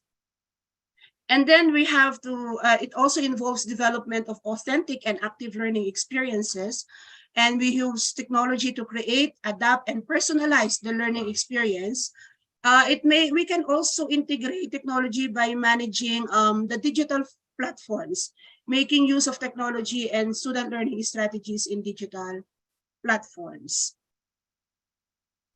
And of course, curriculum must be interested in looking into what is the impact of teaching. As curriculum managers, you would have to see whether or not the efforts have really paid off, right? So you have to see if at the end of the day, at the end of the unit, at the end of each program, at the end of each curriculum, you are able to produce the graduate that you want to produce. You are able to see your students knowing what they are supposed to know, doing what they are supposed to do, and being what they are supposed to be. So what is the impact of teaching? So in terms of evaluation and assessment, we can make use of technology by designing and implementing a variety of formative and summative assessment that would accommodate learner needs, okay? And you can integrate the use of technology that provides timely feedback to students and inform instruction. And we can also develop learning assessment that provide a personalized, actionable view of student progress in real time. Okay, there are 2 minutes left. Okay, I'm on my last slide. In the post-pandemic time, we witnessed the commitment to make technology-aided education accessible and available to all. Of course, there are a lot of work to do. We see your answers in the level of technology integration in your school, and it's far from ideal. But the most important, while it is far from ideal, the most important thing is that the struggle continues. Learning should continue. We must continue in learning because technology does not stop evolving. Okay, before I end, let me leave this with you. So in this 21st century, academic managers, curriculum managers, let us be techie. Let's techie. Let us be teachable. Let us seize every opportunity to learn new skills, new information. Let us also be ready to learn, unlearn, and relearn. We should be able to promote learning among our teachers also. Enthusiastic. Academic and curriculum managers should be enthusiastic leader because enthusiasm inspires our teachers. Enthusiasm inspires our students. They can see if you really have this genuine interest in their learning. Genuine interest is actually motivating for our teachers. Okay, we cannot encourage our teachers to be enthusiastic about innovation if we are not enthusiastic ourselves, right? See, collaborative. We have seen how collaboration works best, how technology integration works best when we collaborate. Let's work with others, encourage suggestions, let us involve our teachers, let us hear them, let's hear their concerns, their problems, so that we are able to minimize resistance. Because if you get people involved, there will be lesser resistance, okay? H is highly committed. Highly committed to what? We have to be highly committed to our vision, to the goals and objectives, because being highly committed makes you more mindful so that all the efforts that you do are aligned to these goals, and and you are able to use information, data to be reflective and to improve your practice. Innovative. Be open with innovation. Let's create. Let's think outside the box. Technology is fast changing, and we have to think of innovative ways on how to make teaching, learning, and leading more effective. And lastly, let us be empowering. Create a culture where teachers and learners are empowered to use technology. That is all for my part, and thank you for your attention. Good afternoon again. Okay, thank you very much to Associate Professor Dr. Claire Ann. Let's continue to the third speakers for today. We have Associate Professor Wike Esos MSI DPA from Indonesia. Okay, thank you. Can start now? Not yet. Hold on. No, yes. Okay. Hold your horses. Okay. Okay. Before we start, our beloved secretary of our department, public department. Okay, let me read her biography. Okay, so Ms. Wike is graduated from Universitas Brawijaya for his bachelor degree, and for his master degree, he took Universitas Airlangga on social science, and for doctoral degree, she took public administration on University of Canberra, Australia. Okay, right now, Ms. Wike become as the Secretary of Public Administration Department of Faculty of Science, University of Brawijaya. Okay, without further ado, Mr. Wike, Ms. Wike, time is yours. Okay, so thank you so much, Mr. Fajri. As your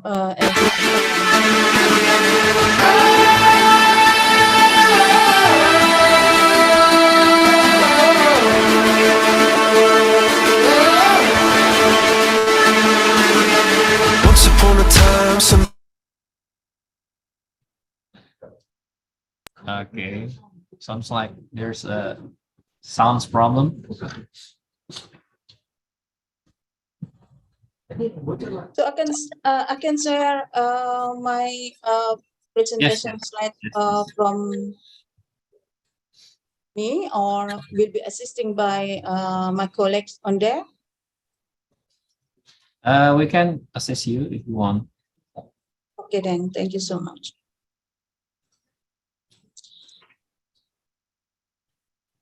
Okay, so thank you, Mr. Taufik Fajri, as my moderator for introduce me. So thank you also to all my colleague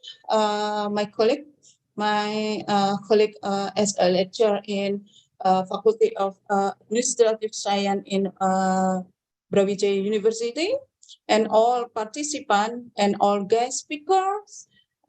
Thank you so much. I can learn from you, Ma'am, Sir, and I'm so happy as having me as one of panelists of this afternoon. So this afternoon, I will talking a little bit about technology in education, particularly what happened in Indonesia, applied and practices in Indonesia from the perspective of challenging and benefit. And I can do by myself or assist from there, Mr. Fajri? It's up to you. Okay then. So maybe slide number 3. Yes. Okay. So it is understandable beside the trends of modern information technology in all areas of human activity. So the process of education is more and more paramount and could not be avoided.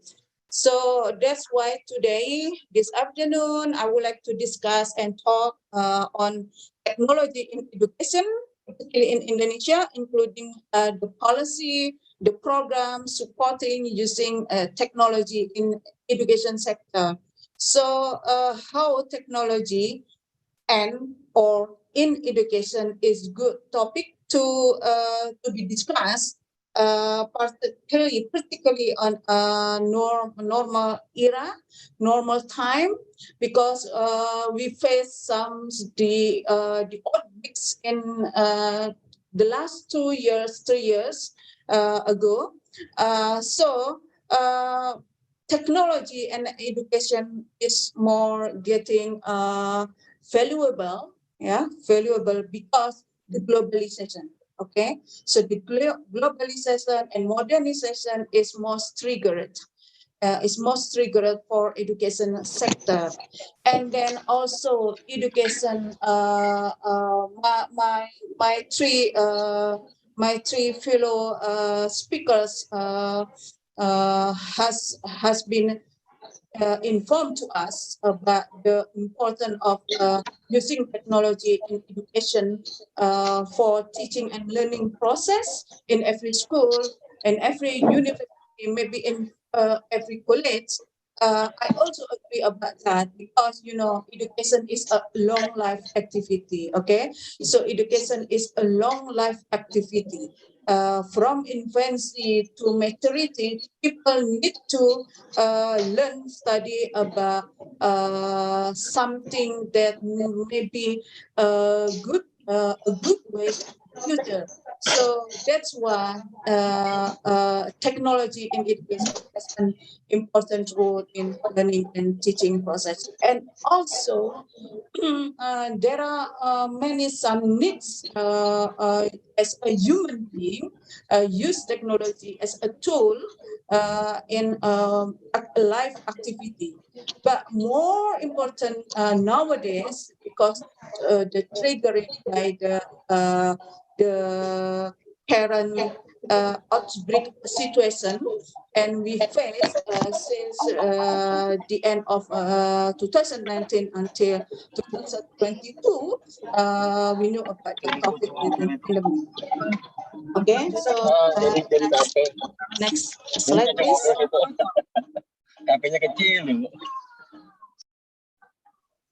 Next slide, please. So COVID-19 could be triggered to use technology remotely as something that unexpected, okay? Something unexpected and shock everyone. And I agree with previous speaker tell us that because the COVID-19 spread can change the way of teaching and learning process. And also, I agree about there are something shifted education from traditional to online version. Okay, as many students, many teaching need to push back, okay, to study or teach from the classroom back to home. It means that the process must be done from home. This is creating the online version. So this is the involving of using technology can support and assist for teaching or for teacher and also for student. So that's could be the rising the importance of technology integration in education. So and also UNESCO reported in 2020 mentioning that the transition from the traditional way to the online version, okay, affected almost half of the student population globally, including in Indonesia. So before we discuss a little bit more about the role of technology in education, first we do need to understand what the definition of education. Okay, so please next slide. So education is about growth and development. Education is growth and development. Education is a process in which or by which the knowledge and also the character and also the behavior of the young or the adults, according to Raymond, are shaped. Okay, are shaped and are modeled. Are shaped and are modeled could be through informal and formal institution. And also the education is kind of the passage of human being from infancy to maturity. Okay, understand about the growing up infancy to maturity through the education. Okay, so that's why education is not the title, but also continuing activity by human being. And also education is adapted gradually in various ways to physical, social, and spiritual environment. So how about the technology? Okay, so technology is kind of the knowledge of science is used in practical and tasks that we call technology. And from this, because we try to understand the link between technology and education, there are two concepts in here: technology in education and versus technology of education. Technology in education versus technology of education. So technology of education is the use of technology to enhance the process of learning from curricular implementation in the schools, in the university, in the vocational institution, or so on and so on. And this concept, technology of education, probably many of us understand about the referral as educational technology. So how about technology in education? Today I'm talking about more about technology in education.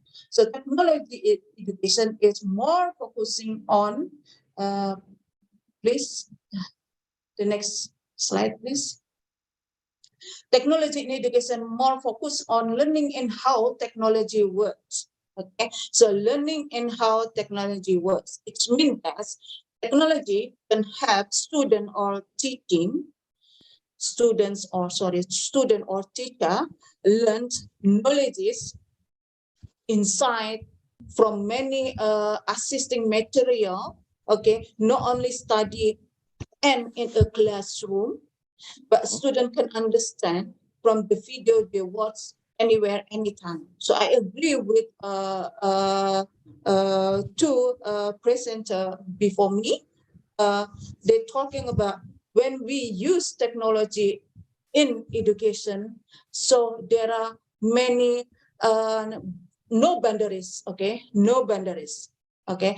Flexibility, because we can study, we can teach from anywhere, from any time, and we can decode our material to deliver to student. Okay, so and student in return can learn, can watch, can understand, can read from the assisting technology to understand about the material, about the knowledge itself. So technology in education, including also application of machineries, gadgets, or equipment to improve the quality of education or teaching learning process.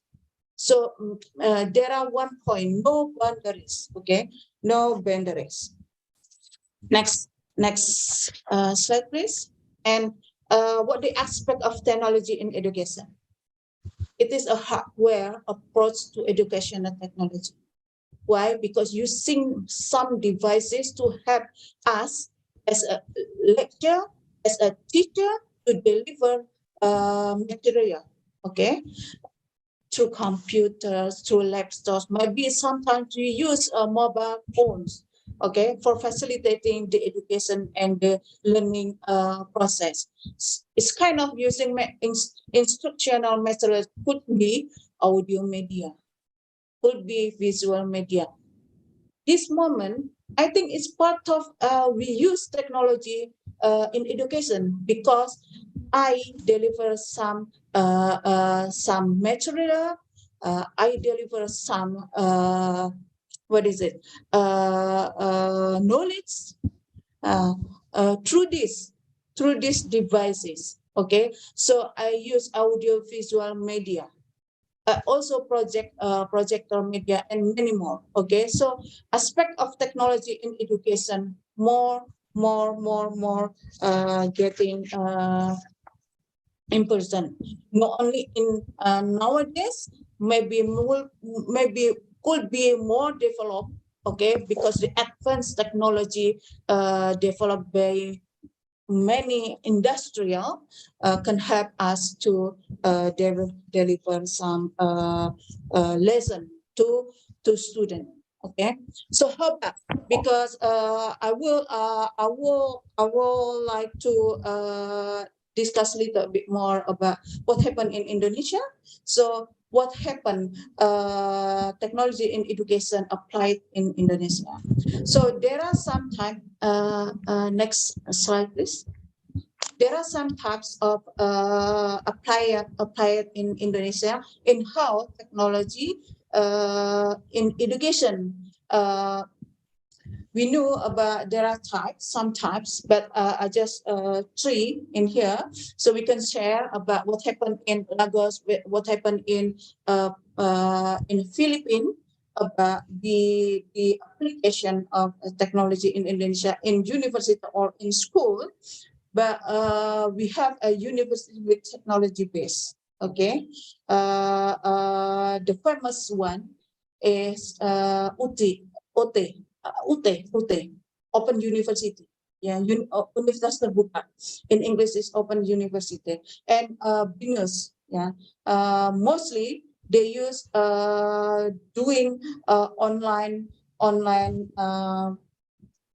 activity. Yeah, for teaching and learning process must be doing with online version. Okay, and university, the other type is university, school, college with technology use. Okay, we use technology to assisting in process learning and teaching, but mostly not use online version. Sometimes we use a hybrid, or sometimes we use because due to the situational, like the outbreaks spread during the COVID-19 pandemic. And also education institution with technology use and base. Okay, use and base. Mostly doing in COVID-19 pandemic. Okay, and the next is, so when look at in how society and government responded to unexpected situation like the COVID pandemic in the last 3 years past, government Indonesian government through Ministry of Education set up some programs. Okay, set up some programs. The programs is including in a learning program assistant, mostly funded by government, or training programs with targeted person like teacher or lecturer, student or student with disability, or school manager. Okay, student with disability. Maybe I can give some example. Training program for teacher with student with disability. There are many development of Braille application. So the student with the blind can study remotely. Okay, and also Ministry of Education of Republic of Indonesia building some programs targeted for the higher education, like collaborative online learning assistance and network-based learning innovation. So what is the collaborative online learning assistant funded, co-funded by government and school or university targeted? This is the learning together, not only from one school or one university, but collaborate with other education institution. Okay, so in Faculty of Administrative Science did a program, we call it PMM. PMM it's kind of a student exchange. Student from other university, student from other university can take one or two unit course in my faculty, but they still the position, I mean their position still in her and his university. So the online person can apply to create this scheme. The student from other university not join with us physically in Malang in my faculty, but still get involved in the learning process in her or his hometown. Okay, so this is a kind of collaborative online learning scheme. And also assisting facilities. Okay, it's kind of a Chromebook for school learning. Chromebook is kind of a type of computer designed to have students in a classroom. Sometimes it's kind of a little bit more expensive. But the government, this is not applied to Indonesian student, but still kind of pilot project. So not every single school get the access about the Chromebook for school learning, but still some of school in big city like Jakarta or Surabaya can access this scheme. Okay, and then government support this program. Okay, and also assisting facilities programs, including giving a free application into software. Okay, so every single school can access this. Okay, next. So from that, there are many challenges and benefits in how technology and education applied in our school and our universities in Indonesian perspective. One is the challenges is independent. Okay, more independent and flexible for student or teacher doing activity academically. Okay, by using technology can study everywhere. Okay, I agree with a professor before me. Student can study in parks. Yes, indeed. Student can study in cafe, Yes, indeed. This is about independent, okay, independent learning for any student. Technology can help students to do independent study. Okay, so how about the teacher, the lecturer? Consequences of the independent activity is required to update teacher and lecturer competencies. Okay, what kind of competencies teacher or lecturer need to do? Competencies on technological and competencies on the pedagogical. Okay, do this more requirable. Okay, and also the challenges is about facilities. Sometimes still need support from the government.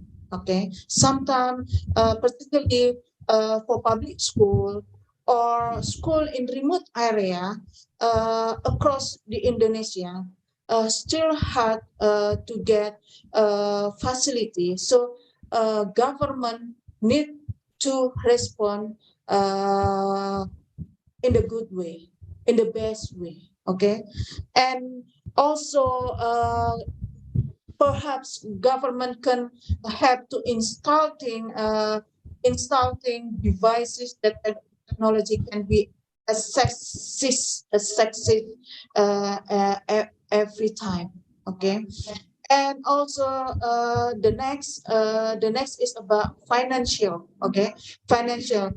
State, society, government can collaborate to support financial. Okay, Indonesian government already support with the program to fund technology in education. Okay, through a student, through teacher, and many stakeholders. And the benefit is the using of technology in education can get some benefits, not only for a student or teaching teacher, but also many stakeholders can contribute to help. Okay, because the learning process more engaged, more engaged, more exciting, particularly for the youngster, and keep motivated. And the boosting student academic achievement is more self-confident. Okay, self-confident as reading material can be downloaded. Okay, as video learning can be watched everywhere, and those can help improve the achievement academically for all students. Okay, and also student collaborate to solve problems via online classroom, and maybe also student can upload homeworks remotely. So this is many benefits. Not only this, but more and more. Okay, more and more and more. So in the end, some points we can learn from this concept. Technology in education is integration. Technology and education is more paramount in the future. I agree with that. Okay, and society and government can support through some delivery program to all stakeholders involved is important also. So I think I hope this material I share with you all is can enhance your lot insight and knowledge about the integration technology into education, particularly in Indonesian perspective. Thank you. Thank you very much, Ms. Wicke, for the amazing presentation. And you have precise time, about 25 minutes. Okay, for the last speakers, last but not least, Mr. Zohaib Hassan Sain from Pakistan.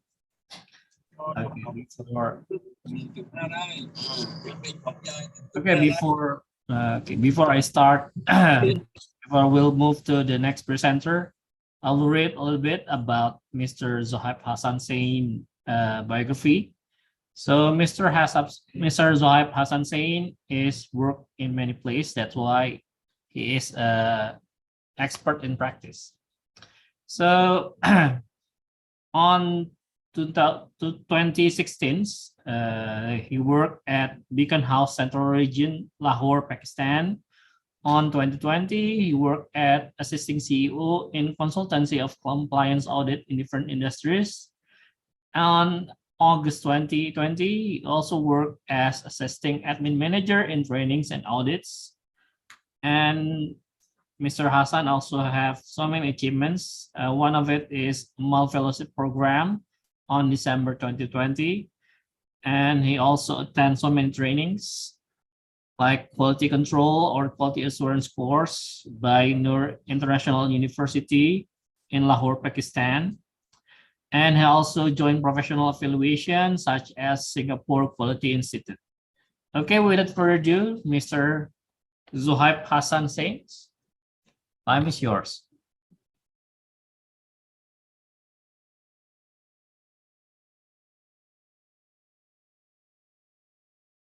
Greetings to all. My name is Zuhaib Hassan Sain, and welcome to Disruption in Education, how current technology may affect teaching and learning process and educational management. And the topic is implementation of artificial intelligence in quality assurance in education. Before starting the session, the abbreviations which I have used in the title is artificial intelligence and quality assurance. So before starting the session, these two terminologies must be understood. The first one is artificial intelligence. So what is artificial intelligence? A way of making a computer, robot, or software think and act like a human. So what examples can be included? The search engines you use, one of them is Google, self-driving vehicles. So many software engineers insist that we can use only, call it artificial intelligence, if it performs at least as well as a human. Perform in this context refers to a human's computational speed, accuracy, and capacity only. So the second term is quality assurance. So what is quality assurance? Quality assurance is a mechanism used to monitor a particular procedure or a process in order to ensure that they are up to the expected levels of quality standards, the quality standards which you have marked. If it confirms that, if it ensures, then it will be termed as quality assurance. So what are the steps to be included in the quality assurance? The first one is the prevent bug, to remove the problem, to remove the defect. The second step is plan, and the third step is verify. So what example comes in the quality assurance is the quality audit, self-evaluation, students or staff feedback.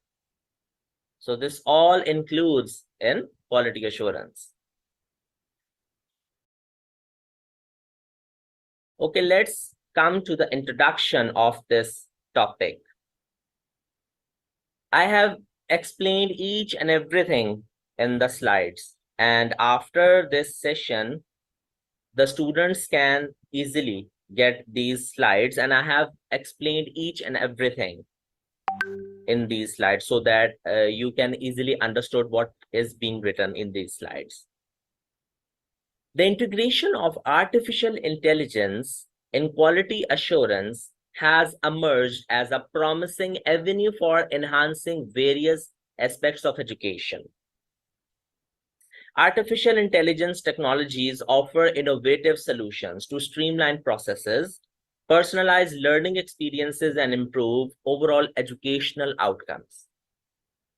From automated grading and feedback systems to intelligent tutoring platforms, the implementation of artificial intelligence in quality assurance has the potential to revolutionize the way education is delivered and assessed. Artificial intelligence can improve the quality of education for all the students. Here are some examples of how artificial intelligence can be implemented in quality assurance in education. Here are 10 examples. The first one is the automated grading. The second one is plagiarism detection. The third one is predictive analytics. The fourth one is adaptive learning platforms. The fifth one is virtual teaching assistants.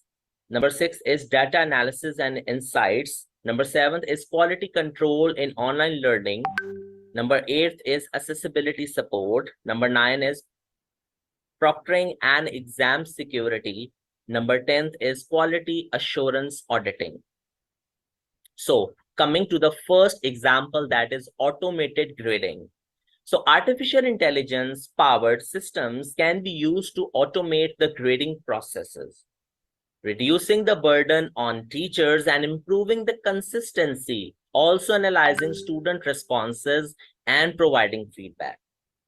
So taking an example, an artificial intelligence system can access multiple choice questions, short answers, or even essays by analyzing patterns in student responses and comparing them to model answers. This saves time for teachers and ensures consistency in grading across different assignments. So nowadays we are using different AI softwares for this automated grading. The second one is the plagiarism detection. So artificial intelligence algorithms can compare student submissions with a vast database of existing texts to identify instances of plagiarism. So what tools we use, like Turnitin use artificial intelligence to analyze the text similarity between student papers and online resources, academic journals, and other student submissions. This helps educators maintain academic integrity and address instances of plagiarism effectively. So this was one of the tools which is being used for plagiarism detection. There are also other tools which we can use. Predictive analytics.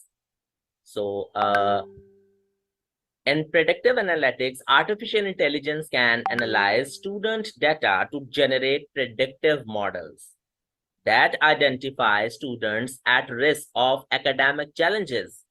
For instance, an artificial intelligence system can analyze historical data on student performance, attendance, and engagement to predict the likelihood of student dropping out or falling behind.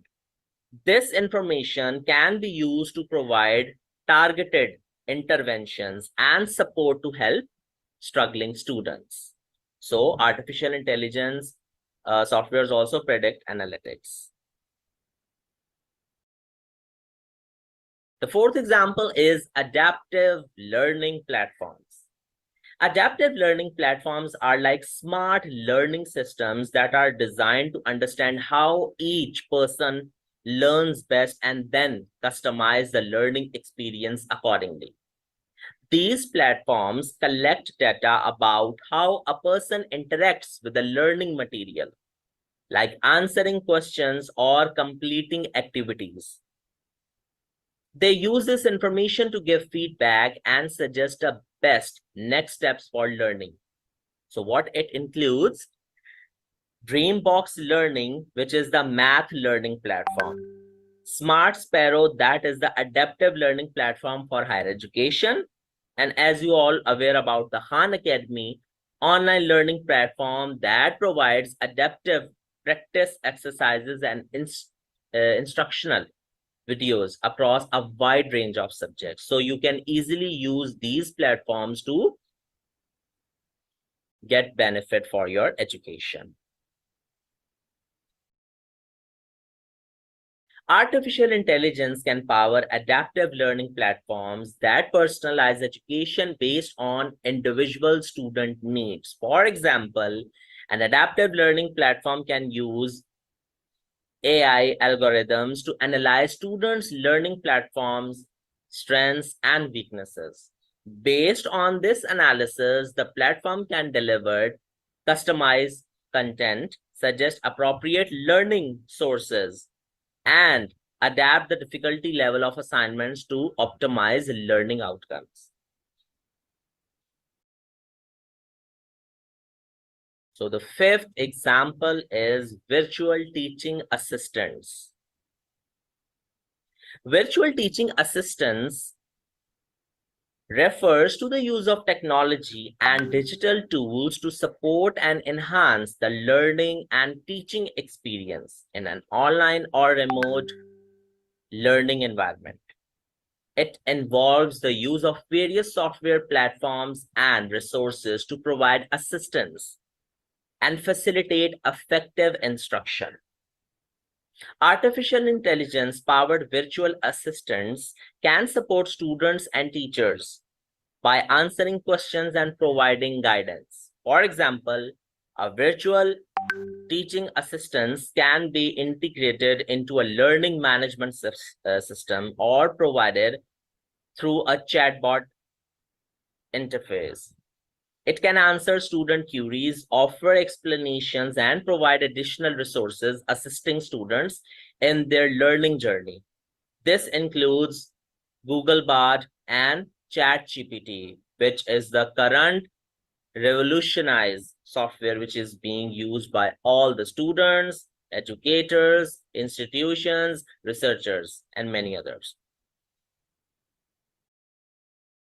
Here are some of the common examples of virtual teaching assistants. If we take the first, that is the video conferencing. So what platforms comes in the video conferencing? That is the Zoom, Microsoft Teams, or Google Meet that enable real-time communication and interaction between teachers and students. So the second one is the learning management system that includes Canvas, Moodle, or Blackboard, provide a central hub for organizing and delivering course materials. The third example related to this virtual teaching assistants is content creation tools. Various tools and software enables teachers to create engaging and interactive content for virtual teaching. So PowerPoint slides you make for the presentation, or Google Slides, Jamboard, Microsoft Whiteboard. So all this comes in the content creation tools. And the online collaboration tools includes Google Docs, Microsoft Office 365 that allow teachers and students to work together on projects, assignments, and presentations in real time. So the sixth main example is data analysis and insights. Artificial intelligence can analyze large volumes of educational data to extract meaningful insights. For example, AI algorithms can process data from student assessments, surveys, and feedback to identify patterns and correlations. This information can be used to inform decision-making process, such as adjusting curriculum content, identifying effective instructional strategies, or allocating resources more efficiently. So there are several AI platforms and tools available for data analysis and insights.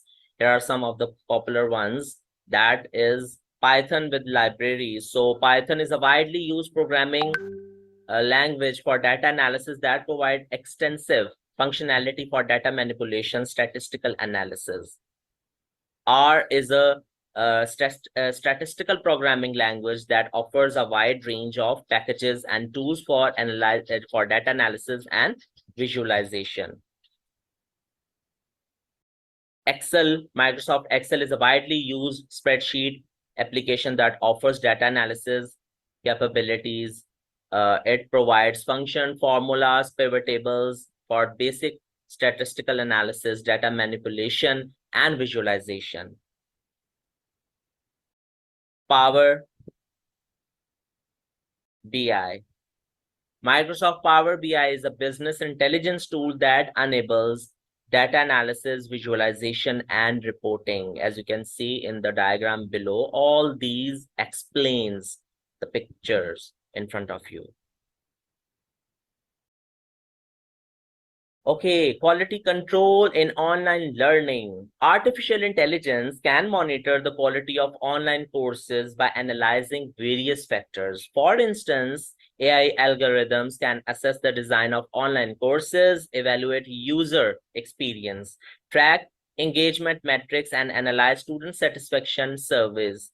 This helps ensure that online courses meet quality standards and provide a positive learning experience for students. So the best examples include learning management system. Learning management systems platforms such as Moodle, Canvas, and Blackboard are widely used in online education. It provides the infrastructure for course delivery, content management, assessment, and communication between instructors and students. And the second best example you can take, and it is widely used nowadays, that is the MOOCs. It stands for Massive Open Online Courses. They are online courses that are designed to be accessible to a large number of participants from all around the world. MOOCs are typically offered by universities, educational institutions, or online learning platforms. Accessibility support. Artificial intelligence can enhance accessibility in education for students with disabilities. For example, AI-powered tools can convert text to speech, allowing visually impaired students to access content through audio. Artificial intelligence can also provide real-time captioning and translation services, making educational materials more accessible to students with different language needs. So the best example includes language translation. AI-powered translation services can assist individuals who speak different languages by automatically translating text into their preferred language. Examples include Google Translate and Microsoft Translator. So these are the best examples for language translation. The second one is the virtual assistants. Voice-activated virtual assistants such as Amazon's Alexa, Google Assistant to provide spoken responses and perform tasks which can be beneficial for individuals with disabilities. The ninth one is the proctoring and exam security. Artificial intelligence-based proctoring system can monitor online exams to detect instances of cheating. These systems can use facial recognition, eye tracking, and keystroke analysis to identify suspicious behavior. For example, an AI proctoring system can flag abnormal eye movements or use facial recognition to compare the test taker with their identification photo, ensuring the integrity of the exam. There are several AI platforms and tools available for proctoring and exam security. These tools use artificial intelligence and machine learning algorithms to monitor and maintain the integrity of online exams. Here are some of the examples in front of you. Online proctoring systems. These systems use AI algorithms to monitor test takers during online exams. And the best examples of online proctoring platforms includes Examity and Proctorio. For plagiarism detection tools, these tools use AI algorithms to compare submitted exam answers against a vast database of academic resources, publications, and internet sources to identify instances of plagiarism. So popular plagiarism detection tools include Turnitin, Grammarly, etc. Facial recognition and authentication. AI-powered facial recognition technology can be used to identify verification and authentication before using online exams. So the tools for this are Microsoft Azure Face API provide facial recognition capabilities. The last example of this topic is quality assurance audits. Artificial intelligence can automate the auditing processes by reviewing educational content, courses, and materials against predefined quality standards. For instance, an AI system can analyze course content to ensure it aligns with learning objectives, check for consistency in assignments and grading, or identify accessibility issues.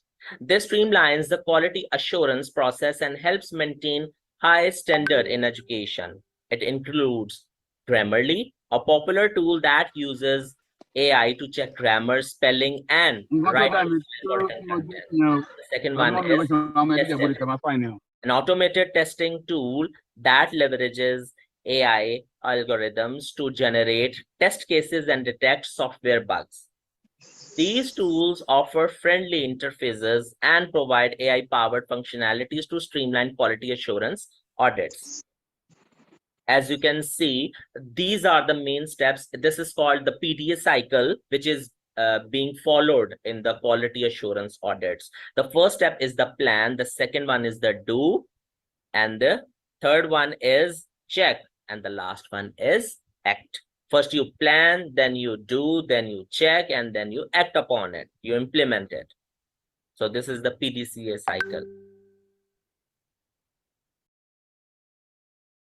Coming to the conclusion, the implementation of artificial intelligence and quality assurance in education holds immense potential for transforming the educational landscape.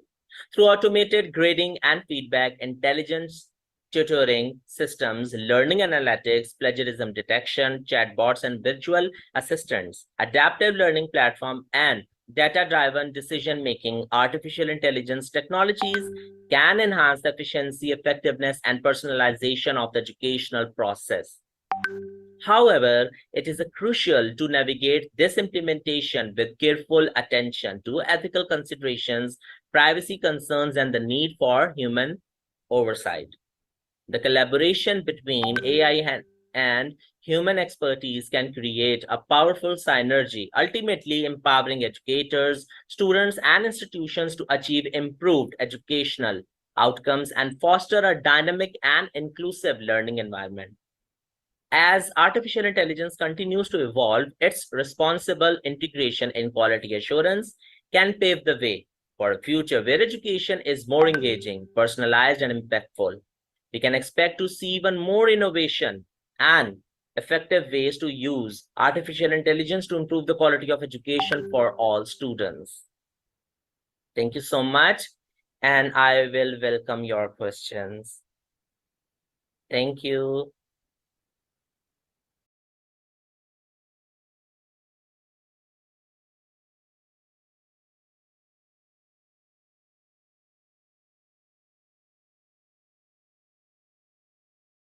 Okay, thank you very much, Mr. Zuhaib Hassan for your presentation. It seems there's a problem with your electrical problem. So Mr. Zuhaib Hassan already started the question and answer session on the chat. It's fine. Okay, we will enter the last session of the parallel session, which is question and answer session. From the chat, I already find 1 or 2 questions and already answered by Mr. Hassan, some of them, but some of them it's not. So maybe you can show the question.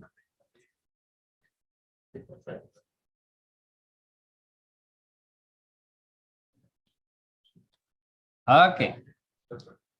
Okay, this is question for Mr. Tola. Okay, what level is our education technologically in Nigeria according to the first speaker from Rachel? Ajayi Rachel. Okay. Okay, Mr. Tola.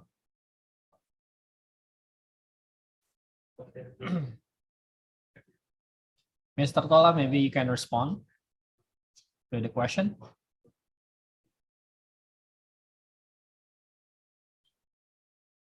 Mr. Tola is sleeping.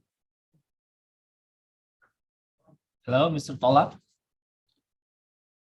Di Madura itu banyak namanya Tola. Iya banyak.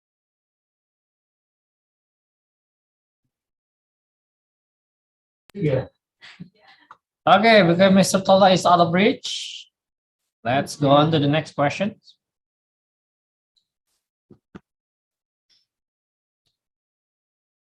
Okay, question to Dr. Tola and Dr. Wiki. Could you please share how the technology integration applied in university by giving some examples, such as the apps or LMS you use, and how you manage the collaboration between all decision makers related to the implementation of the technology? Okay, Mr. Tola is on. Okay, Mr. Tola.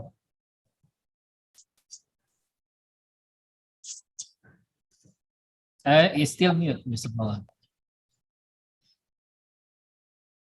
Okay. Yes, can you hear? Hello? Yeah, yes, I can hear you. Okay.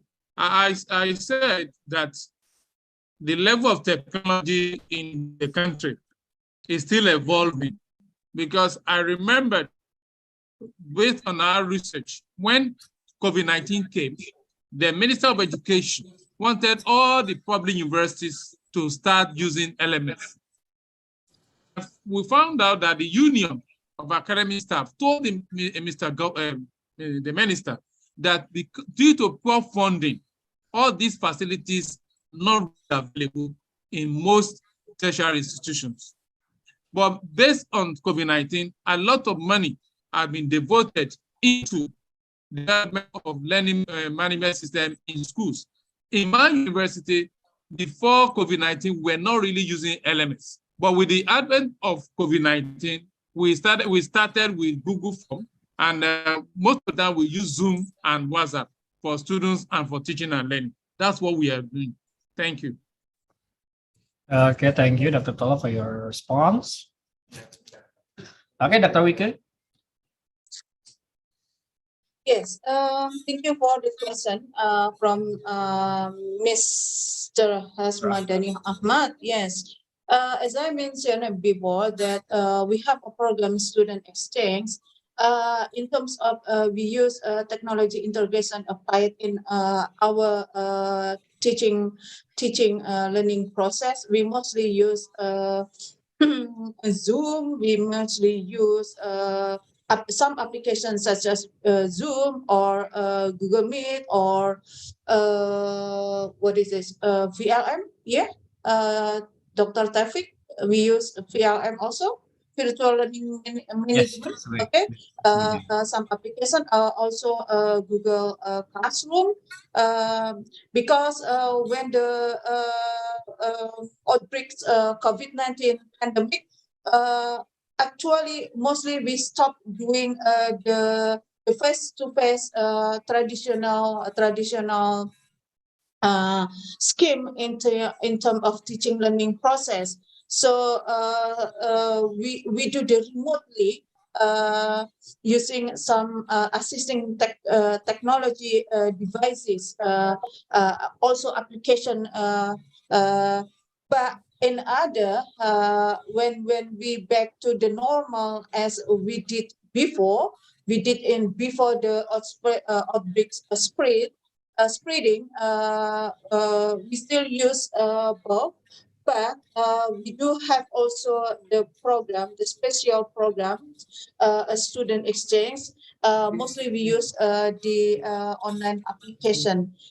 I see. I read from the chat box about is it there is a guarantee technology can be sustained to be used in our process in university of school, particularly in Indonesia. Yes, indeed, I agree. Could be sustained and continued as the process of learning more flexible, more exciting by using the technology. So this still need assisting to do. So what is still use the technology. However, enhancing the competencies of teacher or lecturer in using technology might be rise to be concerned. Yeah, rise to be concerned as we need some maybe financial difficulties or resource or devices also. So there is balances between sustain and in needs. It is. Thank you. Okay, thank you very much for Dr. Vicky for your and Dr. Tolat for your response. Let's move on to the next questions. Okay, from Diana to Dr. Vicky. The question is there a model I that always is yes, related to the yeah, I previous already question? answered that. Yeah. Okay, next questions.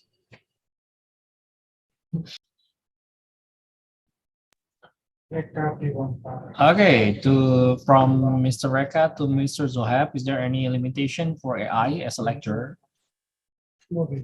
Because there are a lot of subjects that cannot teach by the AI. Okay, Mr. Zohab is not a lecturer. He is a practicum expert. But sir, I have answered this question that the university management can support in this regard, as they can support the lecturers by using learning management system in order to resolve this issue. So is there any limitation? No. Yes, there is a limitation that most of the institutions are not able to support the lecturers. I see. So if they can provide support to the lecturers by using a learning management system, so they can, yes, exactly. Thank you, Mr. Zohab, for your response. Next questions. Okay, this is question for all of the presenters. Okay, as the time progressed, technological development also keep up with this time, starting from 1.0 to 4.0. Right now, we're entering 5.0. We are even familiar with the term AI, technology where all the confusion of students has been resolved by discovery of AI. So as a student, in the case of discovery of AI, is it a threat to students or even a very profitable thing? Okay, interesting. After that, how do we as a student use the invention of AI? Are there any limitation in using the AI? Okay, this is question for as a student, yeah, student perspective. From the student perspective, is there any limitation or not? Okay, from maybe all of the presenters can respond to these questions. Okay, in my presentation, correct? In my presentation, I said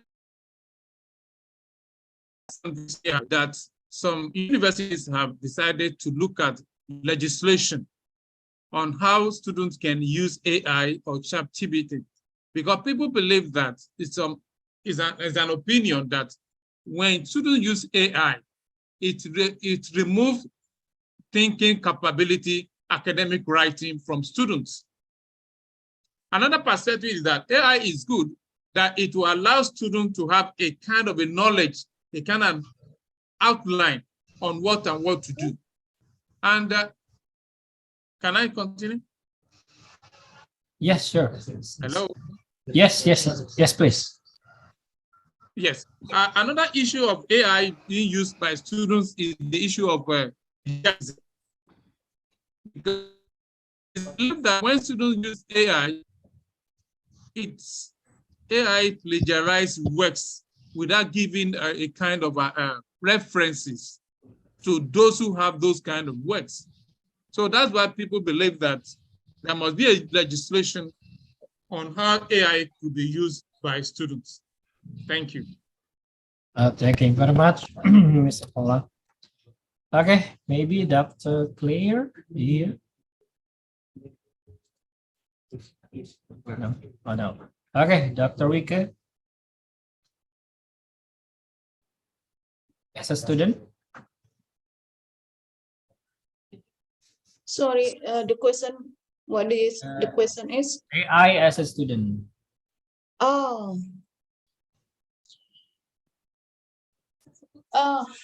this is it's complicated. I think maybe the speaker from Pakistan is already practicing in the AI, but in Indonesia is still kind of new, so we still learn about this actually. So even in our university, our leader, the leader of university, asked the manager of the university to put some unit course about AI in material, lesson material in our university from the model, but still we're struggling about this, okay, because this is a new for me, particularly for me, okay. So but I believe this kind of type of using technology can more acceptable, can more flexible to use to assisting the learning process in the future, particularly in Indonesia or in Malang, I think. Thank you. Okay, thank you very much, Dr. Wika, for your response. Maybe. Yeah. Also, there are many questions about a global standard on the use of technology. I can answer like this. I hope it could be happen, okay, but more complicated because if we put in the one standard, can be not acceptable if applied in many different country, in different with a different culture, social, and type of society. So it will be hard if single standard for using technology. But in the end, now sometimes we use technology built by many companies, many companies. So there are many complicated it back. Okay, because the companies have a standard, but our education institution have a standard itself. So sometimes it's more complicated. Okay, so but I agree. Maybe it will be good if there is one standard by using technology in education. Okay, thank you. Okay, thank you very much. From Mr. Zak, you want to Yes, I want to add that artificial intelligence provides information and assistance to students in various ways. And it also provides explanations and offer different study tips and even assist with specific subjects and assignment. As I explained in my presentation also, that nowadays students write their research papers by using Chat GPT or Google Bard. These are the two most recent AI softwares which are being used by the researchers. And even I have given the example to a participant that in our judiciary, one of the session judge of session court, he has used Chat GPT for resolving the case of a child who was of age 15 years. So it's a very best software in the field of AI. Okay, thank you very much. Okay, we have one person who has raised his hand because the time is running out. Okay, Mr. Sonko Yusuf from Uganda, you can unmute. Hello, everyone. Yes. My voice loud and clear. Yes, yes, yeah, can hear you well. Hey, thank you very much. Good afternoon. Actually, I'm a Ugandan, but currently studying from Indonesia, from State University of Malang. Well, I would like to give my opinion about the question raised, and my say is that this IE is really so advantageous and disadvantageous. So my opinion as a student, I find it a challenging thing because most of the students nowadays have resorted to using technology like ChatGPT and others to solve questions, to solve assignments. But it has also left a big gap whereby students cannot, find out something new. An example, if I'm given an assignment from programming, the lecturer is expecting something new from me, maybe find something new, maybe create something new. But because students have get used to things like ChatGPT, whereby they put there the question and they get all the codings and they put it in the assignment and the assignment is done, it has left them whereby they graduate with good results, but nothing in their heads, So that is the disadvantageous part of this kind of IE. But the most advantage part of it is that a student can use this same technology to learn something new, to find out something new. So it can be of advantage and disadvantage depending on how the student is going to use this kind of technology. So I argue all my fellow students that it's very good to use this technology to help you learn better, but not use it for doing your assignment or anything else which is not important. Thank you very much. Okay, thank you very much, Mr. Sonko. Okay, where are you studying? I'm doing my degree in electrical engineering at the State University of Malang. Oh, we have the same city. Okay. Thank you very much for your response to the questions from your students. Yes, welcome, sir. Okay, because the time is running out, there's a lot of questions that can be answered, but after this, maybe we can talk and share for the next discussion. Okay, as a conclusion for today, technology is really necessary in education and it really can affect the teaching and learning process. So what should we do as a lecturer or as students? If I can borrow Mr. Claire word, we have to be techy. Okay, thank you very much for your audience. Okay, I will return it to the moderator. Assalamualaikum warahmatullahi wabarakatuh.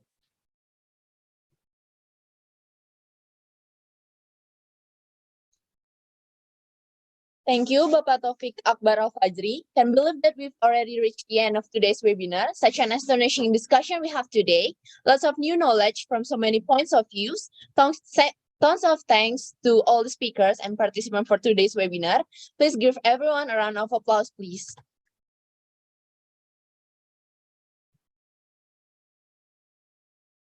Let us all be guided by all the things we've learned throughout the webinar and hopefully able to influence our future.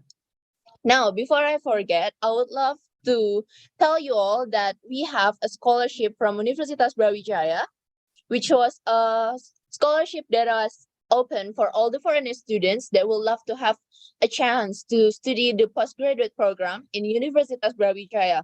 And now, don't forget to fulfill in your attendance forms. We'll open the attendance forms until 9 p.m. of UTC plus 7 time. So please submit the form before that time. We're so sorry if there are any mistake or technical difficulties and other unfortunate things. I'm Aditya Cahaya Prawita Wulan. I'll see you when I see you. Thank you.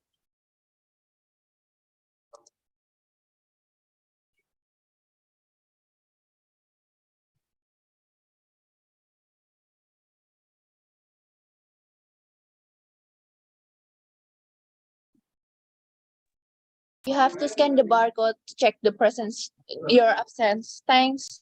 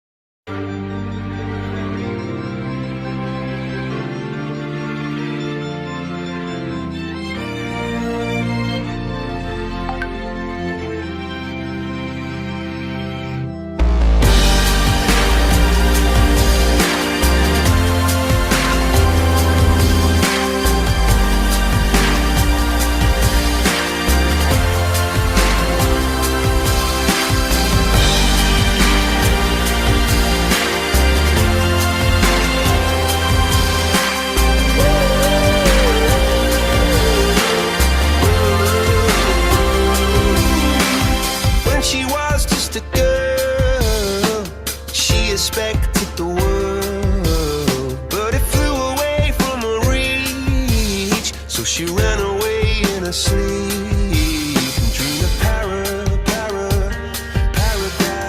paradise.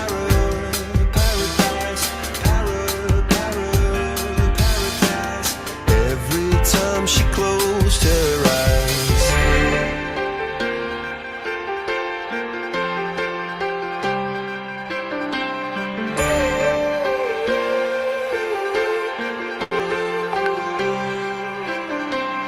When she was just a girl, she expected the world, but it flew away from her reach, and the bullets catching her teeth. Life goes on, it gets so heavy, the wheel breaks the butterfly. Every tear a waterfall. In the night, the stormy night, she closed her eyes. In the night, the stormy night, away she flies. A dream of paradise, paradise,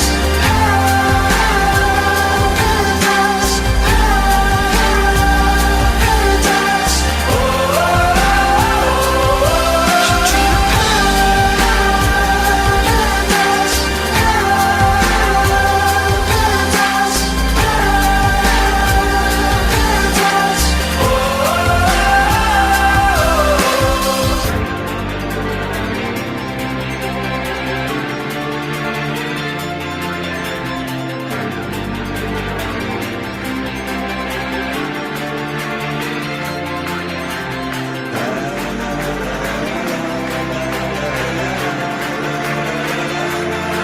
so lying underneath those stormy skies.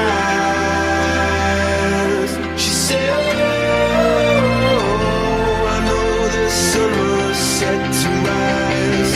This could be paradise, paradise,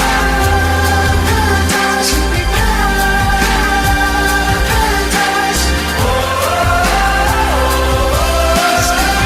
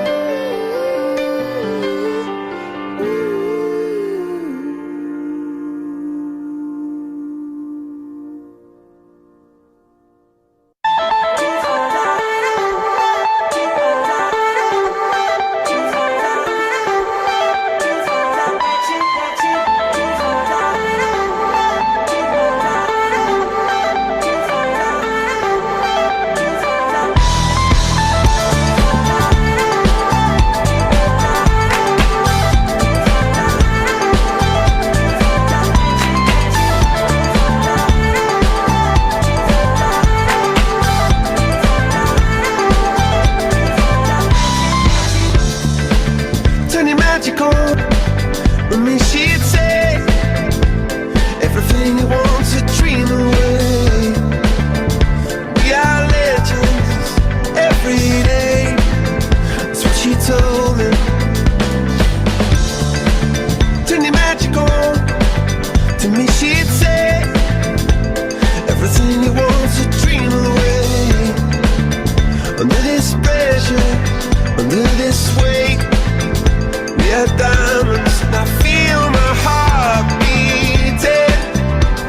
I feel my heart underneath my skin. I feel my heart beating. You make me feel like I'm alive again.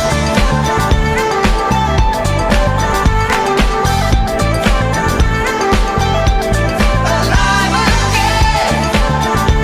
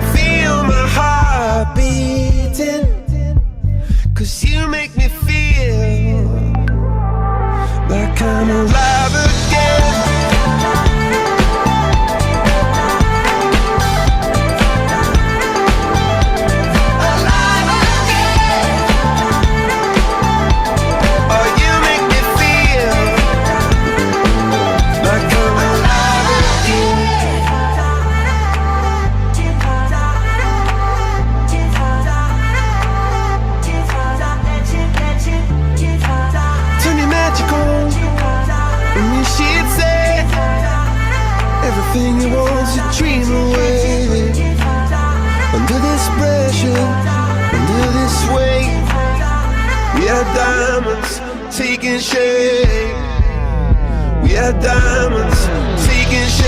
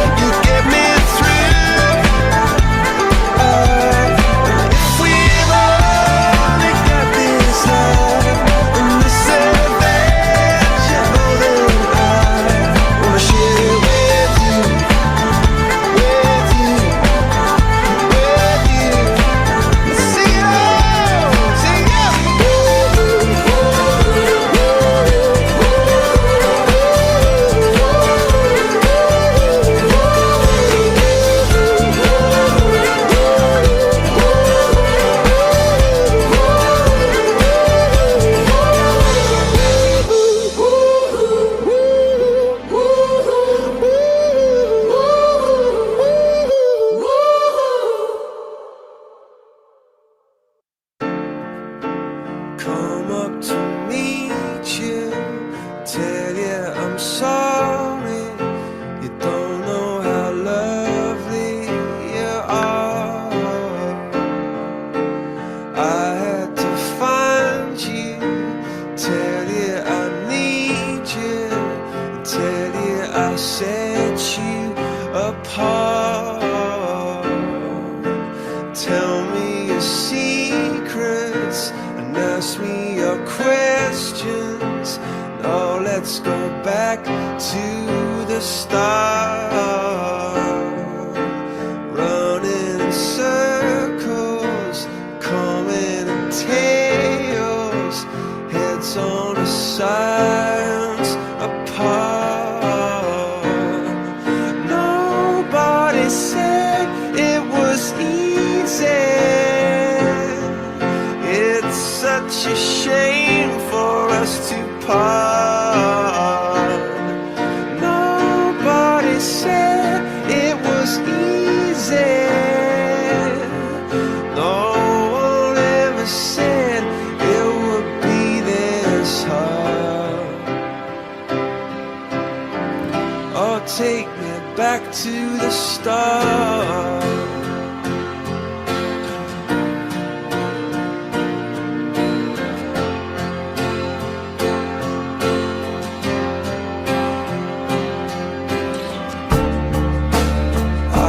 Just guessing at numbers and figures, pulling your puzzles apart.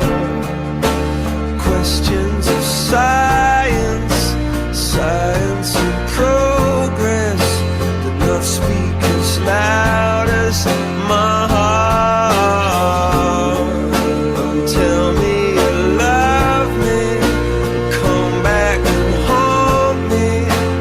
Oh, when I rush to the start, running in circles, chasing tails, coming back as we are.